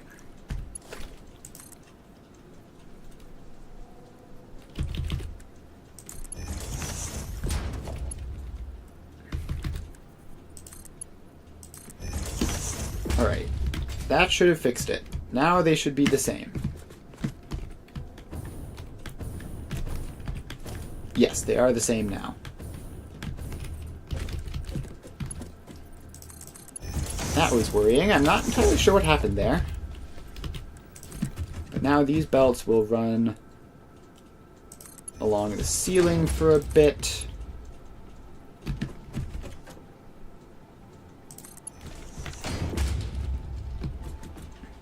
And then come down over here.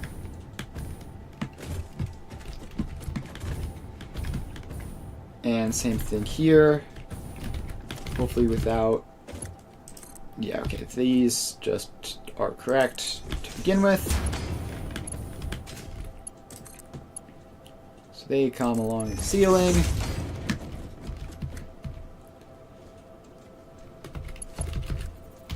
And a bit more.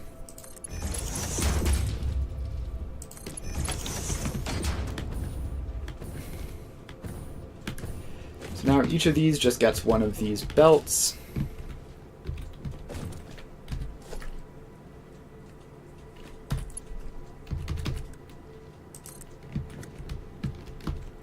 So then these come down to the surface.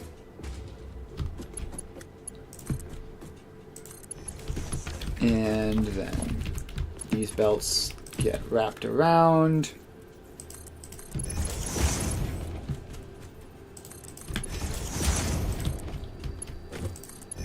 And you go in, and you go in.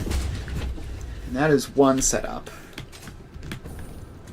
Now I have to go over and do the same thing for these. They're not going to go all the way down to the surface because they don't have room. And we're out of encased industrial beams. Again.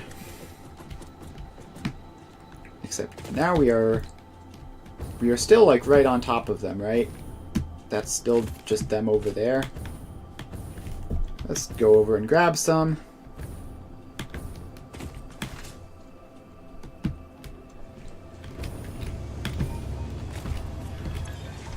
Oh no. Okay.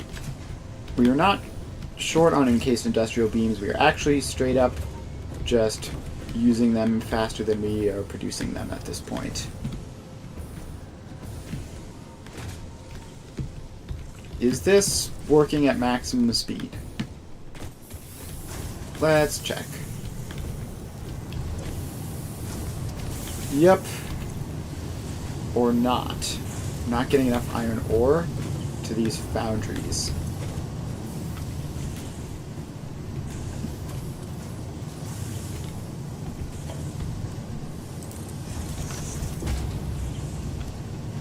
So that's a concern.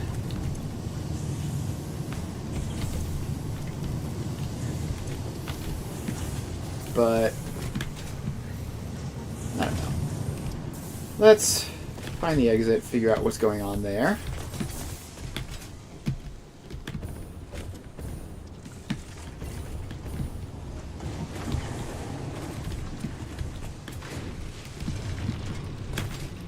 Yeah, so this is being split off from this, which is doing multiple things.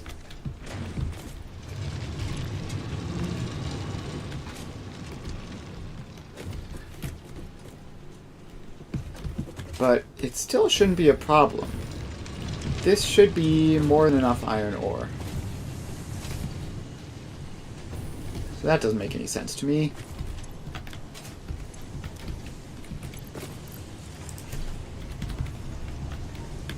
Yeah, we basically can't do any building with this little encased industrial beams. Like, everything we need requires them.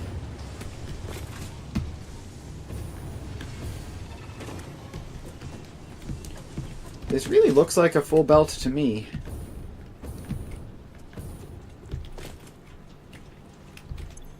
I guess I can upgrade it, but it shouldn't need it.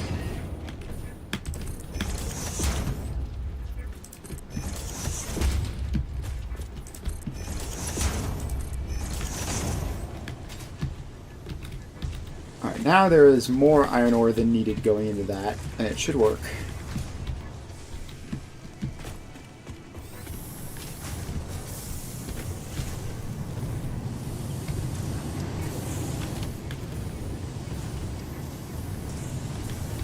So these are each getting a full belt, and they are starting to trend towards 100%,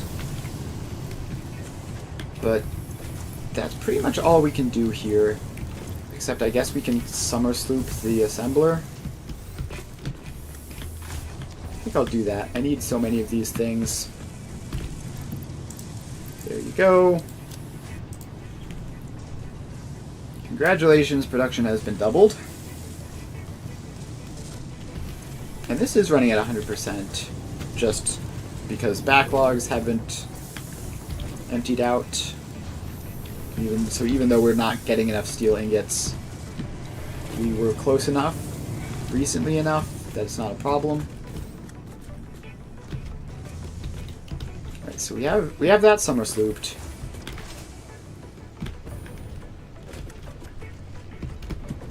And yeah. This is a problem. So I guess next stream we will, yeah, I guess just go exploring, because that is something we can do while we wait for that production to catch back up. And then the next thing we're going to have to do is get encased industrial beam production in the city which will require so much work. It'll require coal, it'll require... Well, we'll already have iron by that point. But, yeah, it's going to require coal and concrete, which is going to be a pain.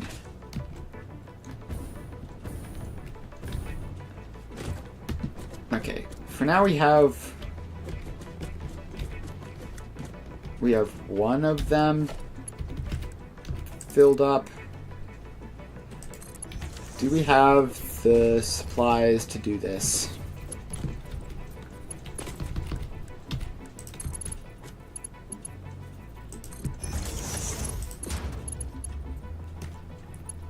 Almost, but not quite. Okay. Well, once we get this actually hooked up to a train network, which currently doesn't exist, then we will have access to iron on the city, so that will be fine. And I guess now we go exploring, because we have nothing better to do.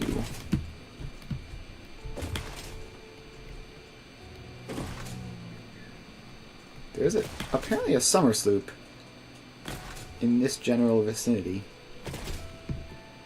Or not? I guess not. Let's head over here. See if we can scan anything.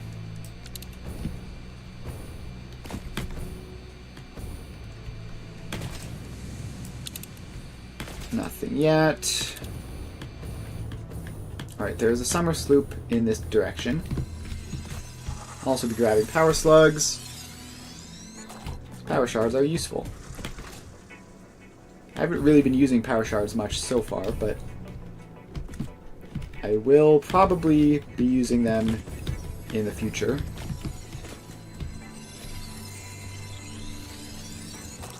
Alright. Summer sloop is this way and is close. Probably just up here. Either it's like in this little crevice. Yeah, okay, here it is. Summer sloop acquired. And there's also a Mercer Sphere over this way. Let's go and grab that.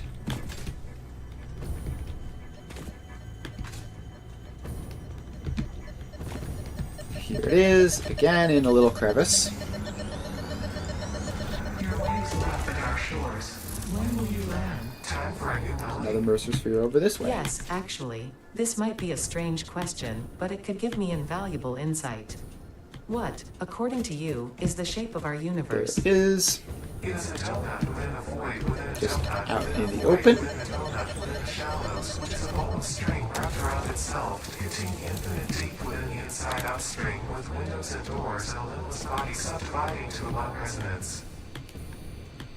I should have waited with this question. Poor Ada is all confused by the gibberish. Oh, there's a summer sloop right up in front of me.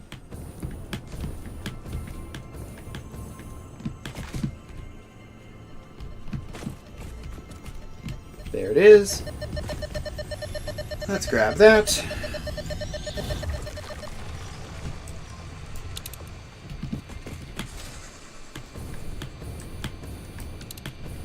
And just fly around, flicking back and forth.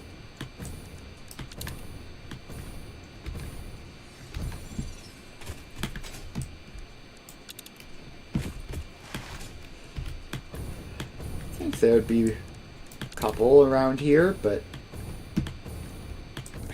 oh, summer sloop is on the radar. It's over this way.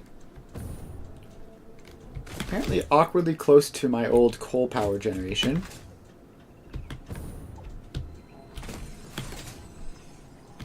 Yeah, literally right here. They're always so Annoyingly close. Alright. Nothing more. We move on.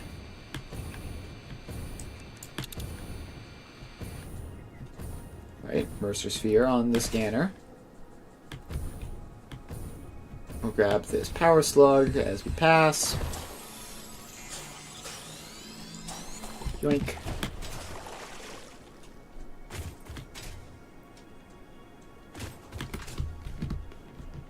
Alright. It's going to be in a cave, which is probably going to be accessed here? Yeah, alright. Let's blow that up and get into this fancy cave. Oh, this is a fancy radioactive cave. That's fun. Yeah, oh, we are dying real fast to radiation in here. But we got the Mercer Sphere and we got out. Yikes.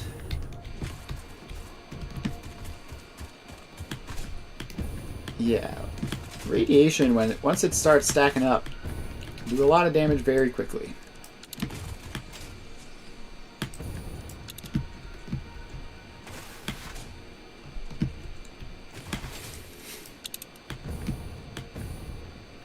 Is that an entrance to a cave? No.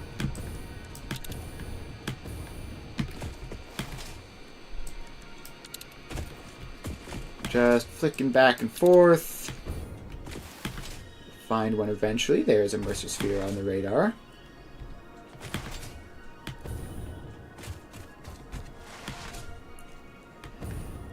And let's get over here. Alright, it's underneath us, which means it's another cave. Hopefully this one not filled with radiation. Alright, we found the cave. We found a power slug. Grab that while I'm here.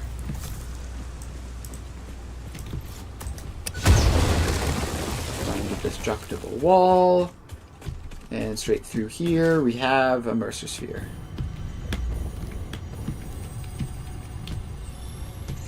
Alright, that's another one for the collection. Is there anything else fun in this cave? No, seemingly not.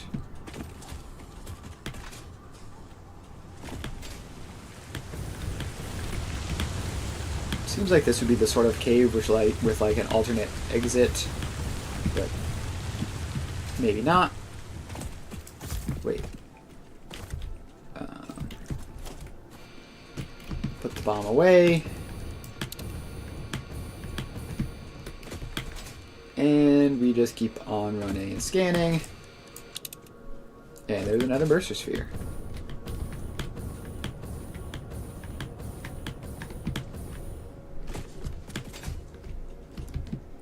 Alright, it's going to be in this cave, probably. Yep, there it is.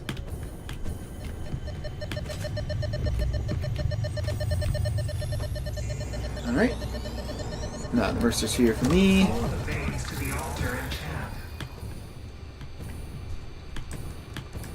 And, oh, there's a summer sloop close by as well. That's great.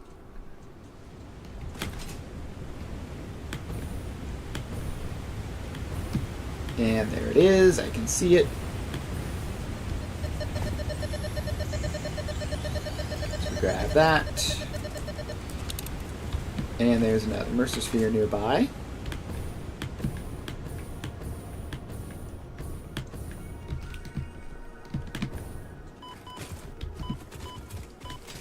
Oh, poison pillars that I just didn't notice. That's fun.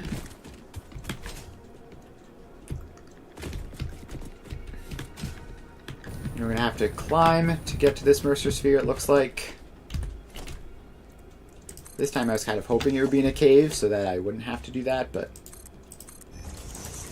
if it is in a cave, I haven't seen it. So up we go.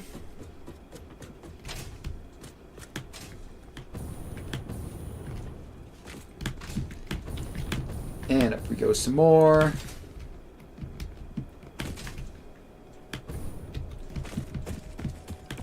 And further up. We're going to need a foundation for that.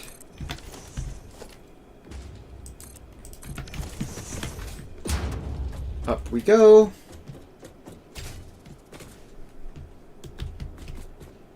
Ah, there it is. Didn't need to go quite that far up after all. Alright. Another Mercer Sphere.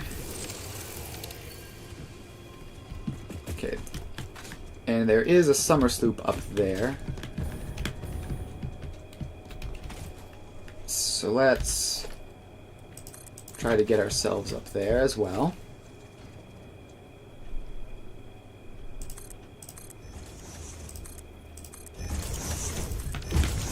Up we go.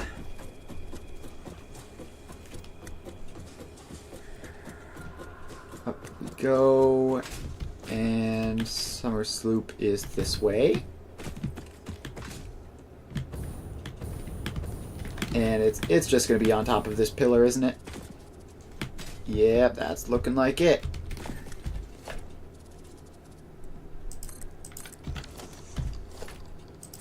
Alright, so then we bring the ladder down, and up we go.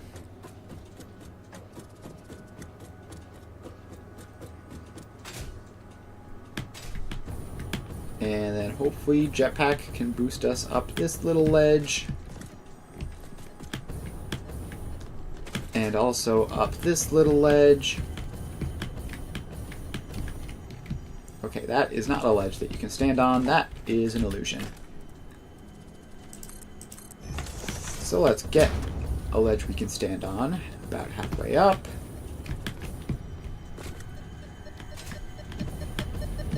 And we made it.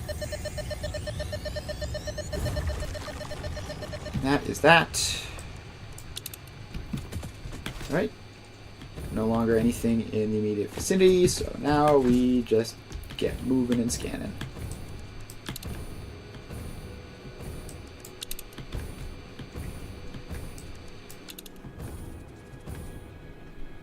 Alright, I see a summer sloop on the scanner. Ah. I believe I see it in real life as well.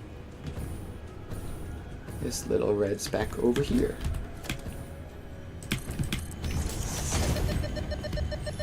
So we're going to place a quick platform to stand on and grab it.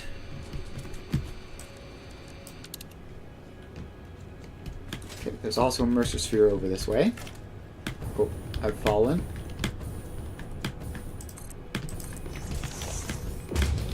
Let's get a foundation to stop me from continuing to fall. I don't think that is an improvement. Thank you, Ada. I really don't care.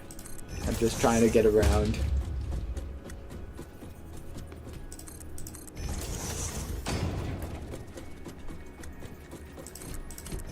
Alright, up we go.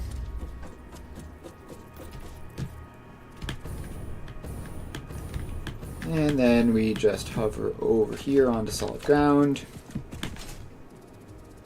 And we see the Mercer Sphere.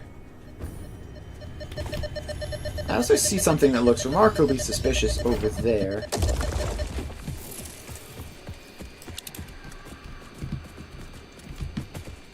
Yeah, I actually am fairly certain I see both a Mercer Sphere and a summer sloop over that way.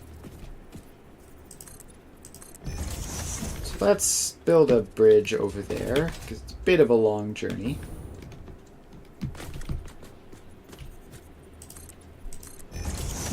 Alright, the thing that looked like a summer sloop disappeared for a bit, but then reappeared. That's interesting. Alright, it's surrounded by radiation. So we're just gonna get in there. And grab it. And then run.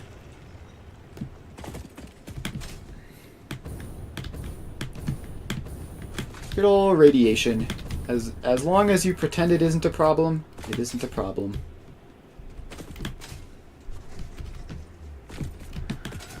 Alright, then we get up here to grab this Mercer Sphere.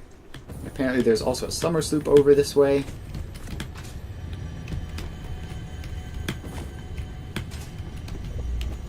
Alright, please let me stay still close-ish to the Mercer Sphere so I can grab it. Right, there we go.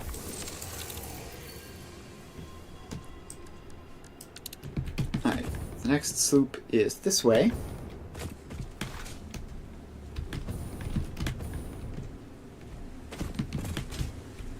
And should be down here. Yeah, there it is.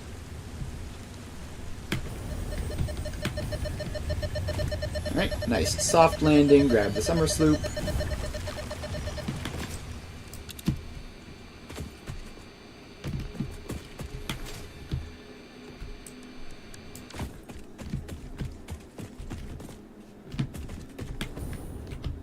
And let's see, I don't see this next one. It's kind of hard to get over there at the moment because it's probably up on a giant plateau.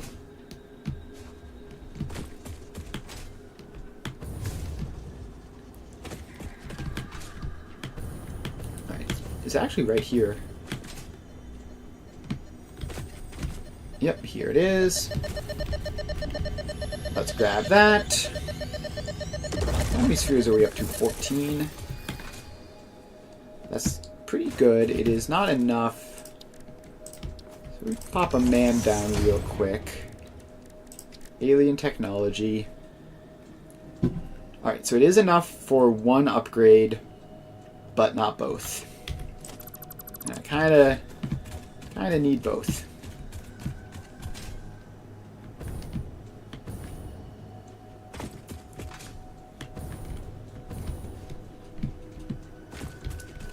The next Mercer Sphere is this way. I see it on the ground over here. Apparently that was a different Mercer Sphere.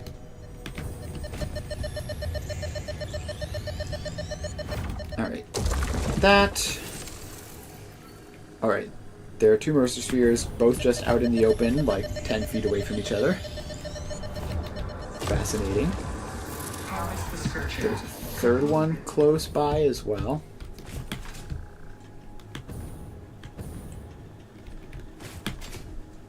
There sure are a lot of Mercer Spheres around these parts. Where's that? Sulfur. Alright. Let's jetpack up. And let's jetpack up. And let's jetpack up. And take a break. And jetpack up. And jetpack up. And we are almost there.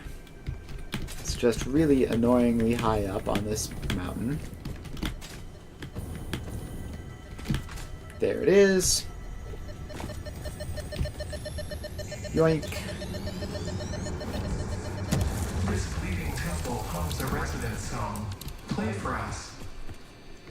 Alright. Now we just keep on walking. There's another one that appears to be this way.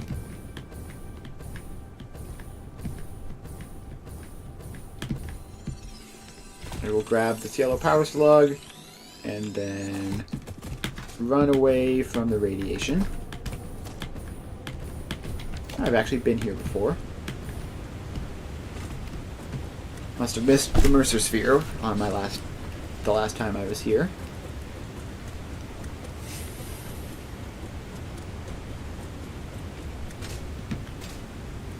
Alright, up we go.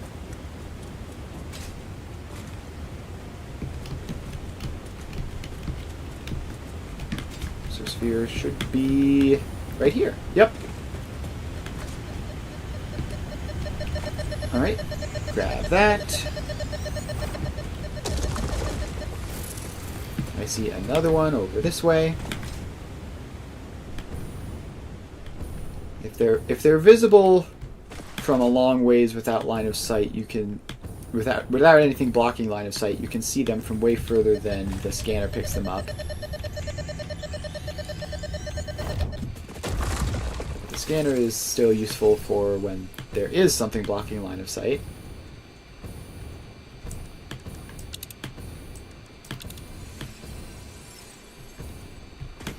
Alright.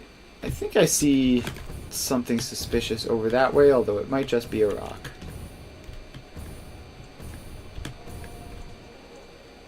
And that's the city back there. Look how far we have come.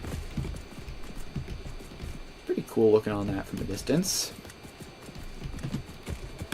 Let's keep on heading west.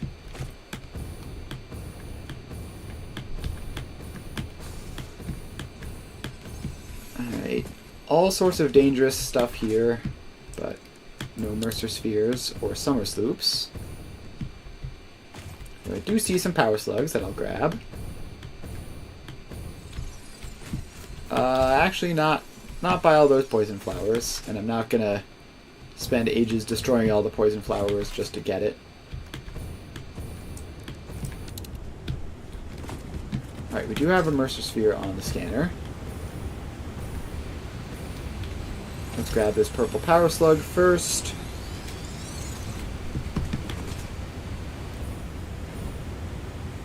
And over here somewhere.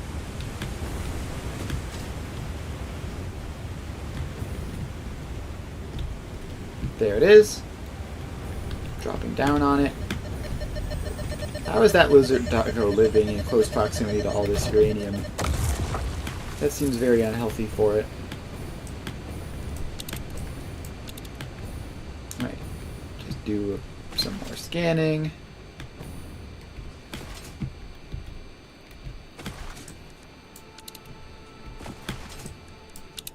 Alright. There's another Mercer Sphere over this way.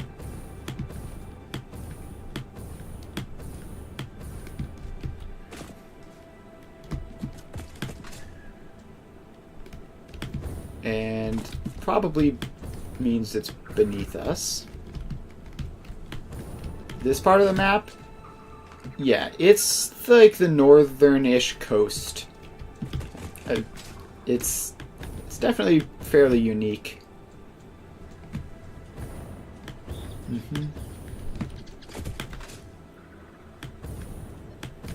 So yeah, they're like on the north side of the map. It's sort of like cuts in this little corner here, and that's where we are. But there's another Mercer Sphere over this way, which hopefully we'll be able to find it. Yep, right there.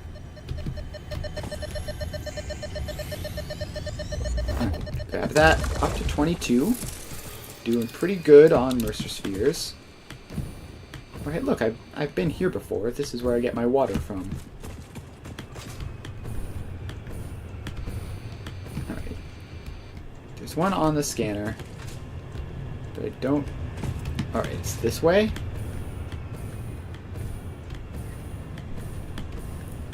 Let's head over this way. Land on this convenient mushroom. And then hover up to here. It's really not that far away, like... The base is here. It's sort of just the closest... Like, the closest bit of ocean, really. So it kind of pretty much makes sense. Alright, there's a Mercer Sphere. Grab that. There's another Attempt one number close by. 7,853,206. Are you there? Orchestral tuning.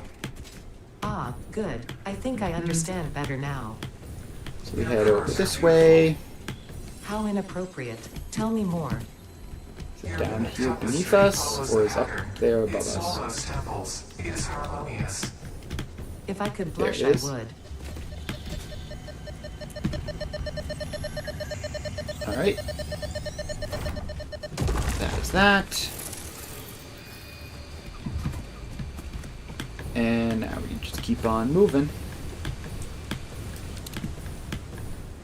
Yeah. Ada and the aliens, some interesting stuff is happening. Right, there's a summer sloop around here. Where? I don't know. I don't really need summer sloops at the moment. Just gonna look for more Mercer spheres. Like, if there's one close by, I'll grab it, but mostly looking for Mercer spheres. Actually, is that one up there? Yes, it is.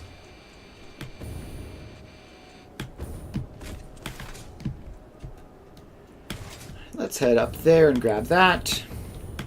Another example of you're sometimes able to see them from further away than the scanner will scan them. Alright. Give me a spot to refuel. And we can jump up. Look through the window and witness a threat. Alright, another Mercer sphere over this way, apparently. Where? Popped in and out a couple times, but never seems to properly show up.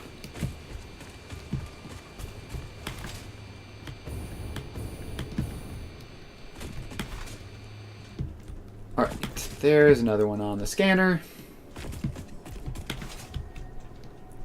It's gonna be up this cliff.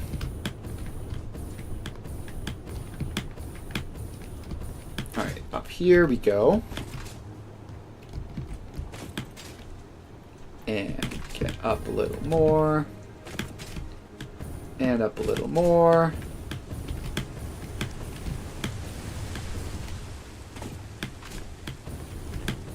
Keep going up. Can we stand on this? Yes, we can. Next we stand on that. Now we can climb up this thing. And the Mercer sphere should be pretty close.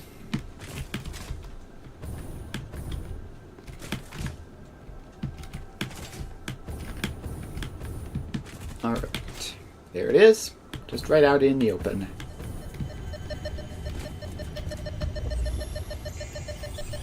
Alright. Another one down. Live, laugh, consume. And now we could theoretically use all of our Mercer spheres to unlock both of the next level of upgrades. I guess I will put sand fluctuators in my inventory and unlock one of them at least. Yeah, let's actually just get these. Boom.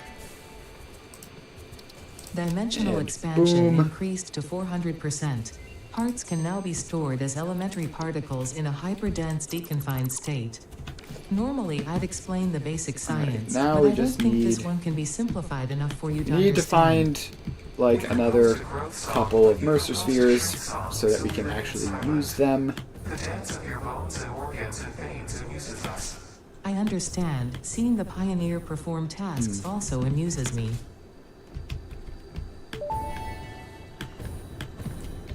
Dimensional Right. upload speed increased. This is gonna the be one of the dimensional shift now no downstairs longer ones. cares how complex the components of the original part are. There's a cave and will save somewhere, each part and I as a have no single idea collection where. of particles that can be instanced easily. Grow shift the body core flow cycle song of the 5-layer We're gonna move on. I have no idea how to I'm find that working cave on it, entrance. but are you saying And there's there is this one another here. layer? Is it a sensor limitation? Deepen. Helpful. Alright. There's another Mercer sphere. There's one over this way. Now this might be the same one that I just gave up on.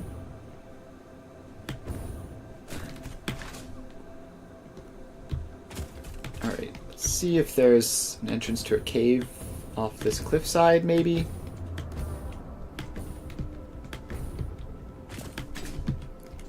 I don't immediately see one. We're gonna keep an eye out for that. Ooh, this looks promising. Maybe? Yep. Here we are. Here's an entrance to a cave. Let's get in here, get a Mercer Sphere.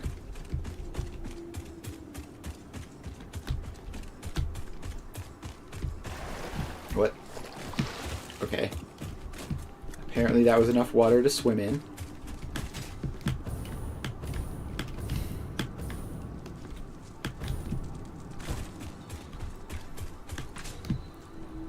Alright, there it is. Ignore all of the non-hostile enemies.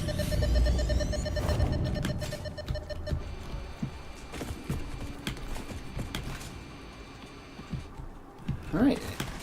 And now we can leave. And there's another Mercer Sphere this way, apparently.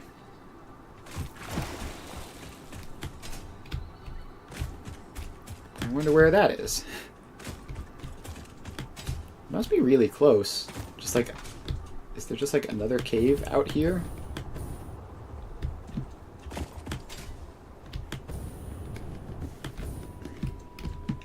I don't see a way in. Let's stand there for a moment. I believe this... Yeah, actually, in my previous world, this was where I put my space elevator, and this was the hub. Good times. Good times. I've spent a lot of time in that little valley there.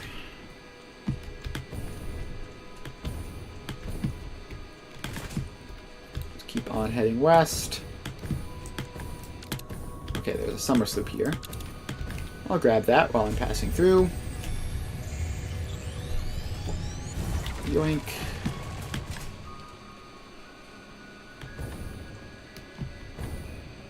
And just keep on looking for Mercer Spheres.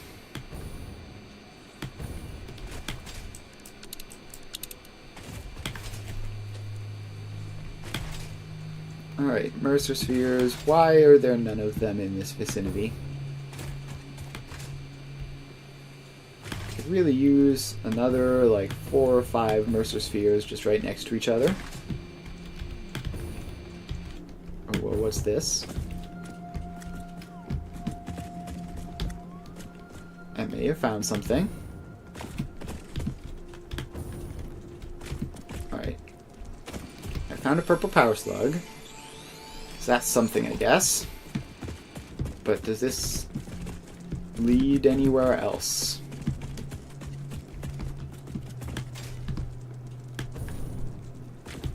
Looks like it doesn't for some reason. Oh, I've fallen.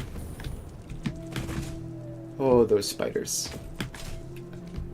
You know, somehow them being non-hostile makes them worse because it means, like, instead of killing them, like, you're better off just ignoring them, which is so much more stressful.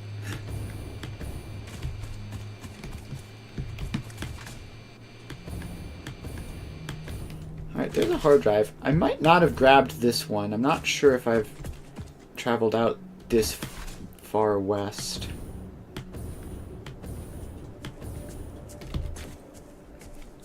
Yeah, alright. There you go. I'll give you some modular frames.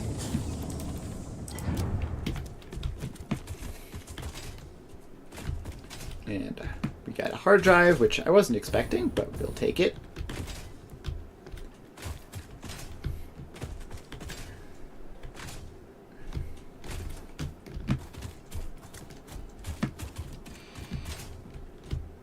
This Mercer Sphere that is on the scanner is so far away. Is it in here? Or is it going to be up above? It's going to be up above. Okay, well, up we go.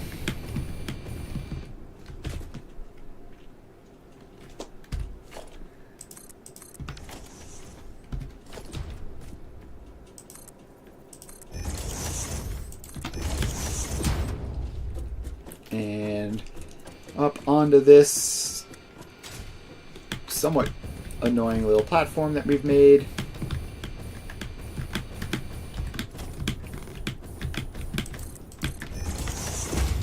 Alright, we can land here and refuel and then keep moving back up.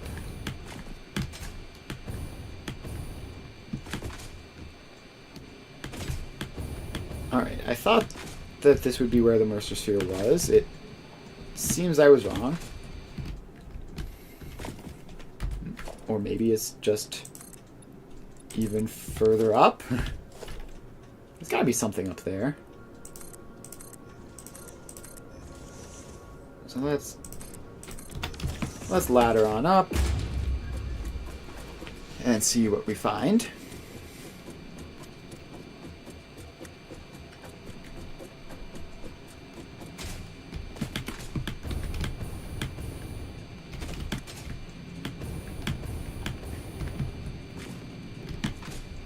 Okay, there's another hard drive, and again, we might not have grabbed this one since it's so far away. 4 rotors. Okay. Grab that. Let's get some of this junk out of my inventory.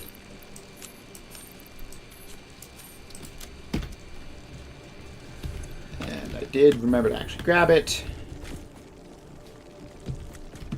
Alright, there's got to be something up there, right?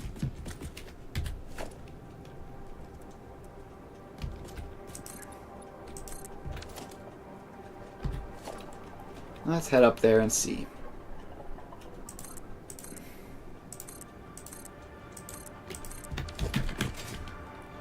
Alright. Up we go. So we'll get us like halfway.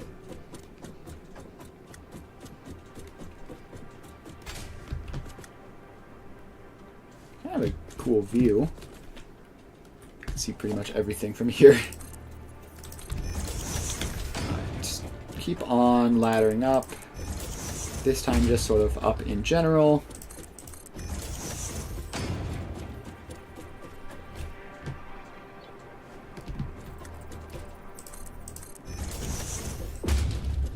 And up we go. And up we go.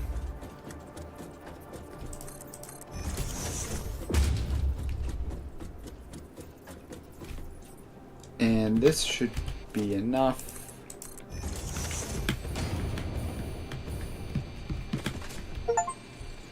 Alright.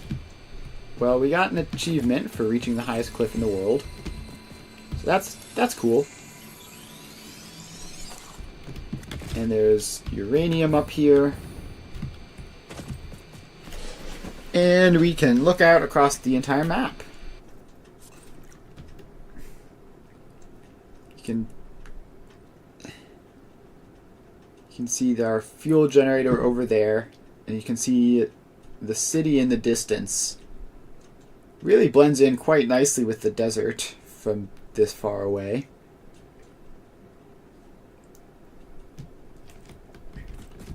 Now, we are definitely too far to see Mercer spheres and stuff from up here.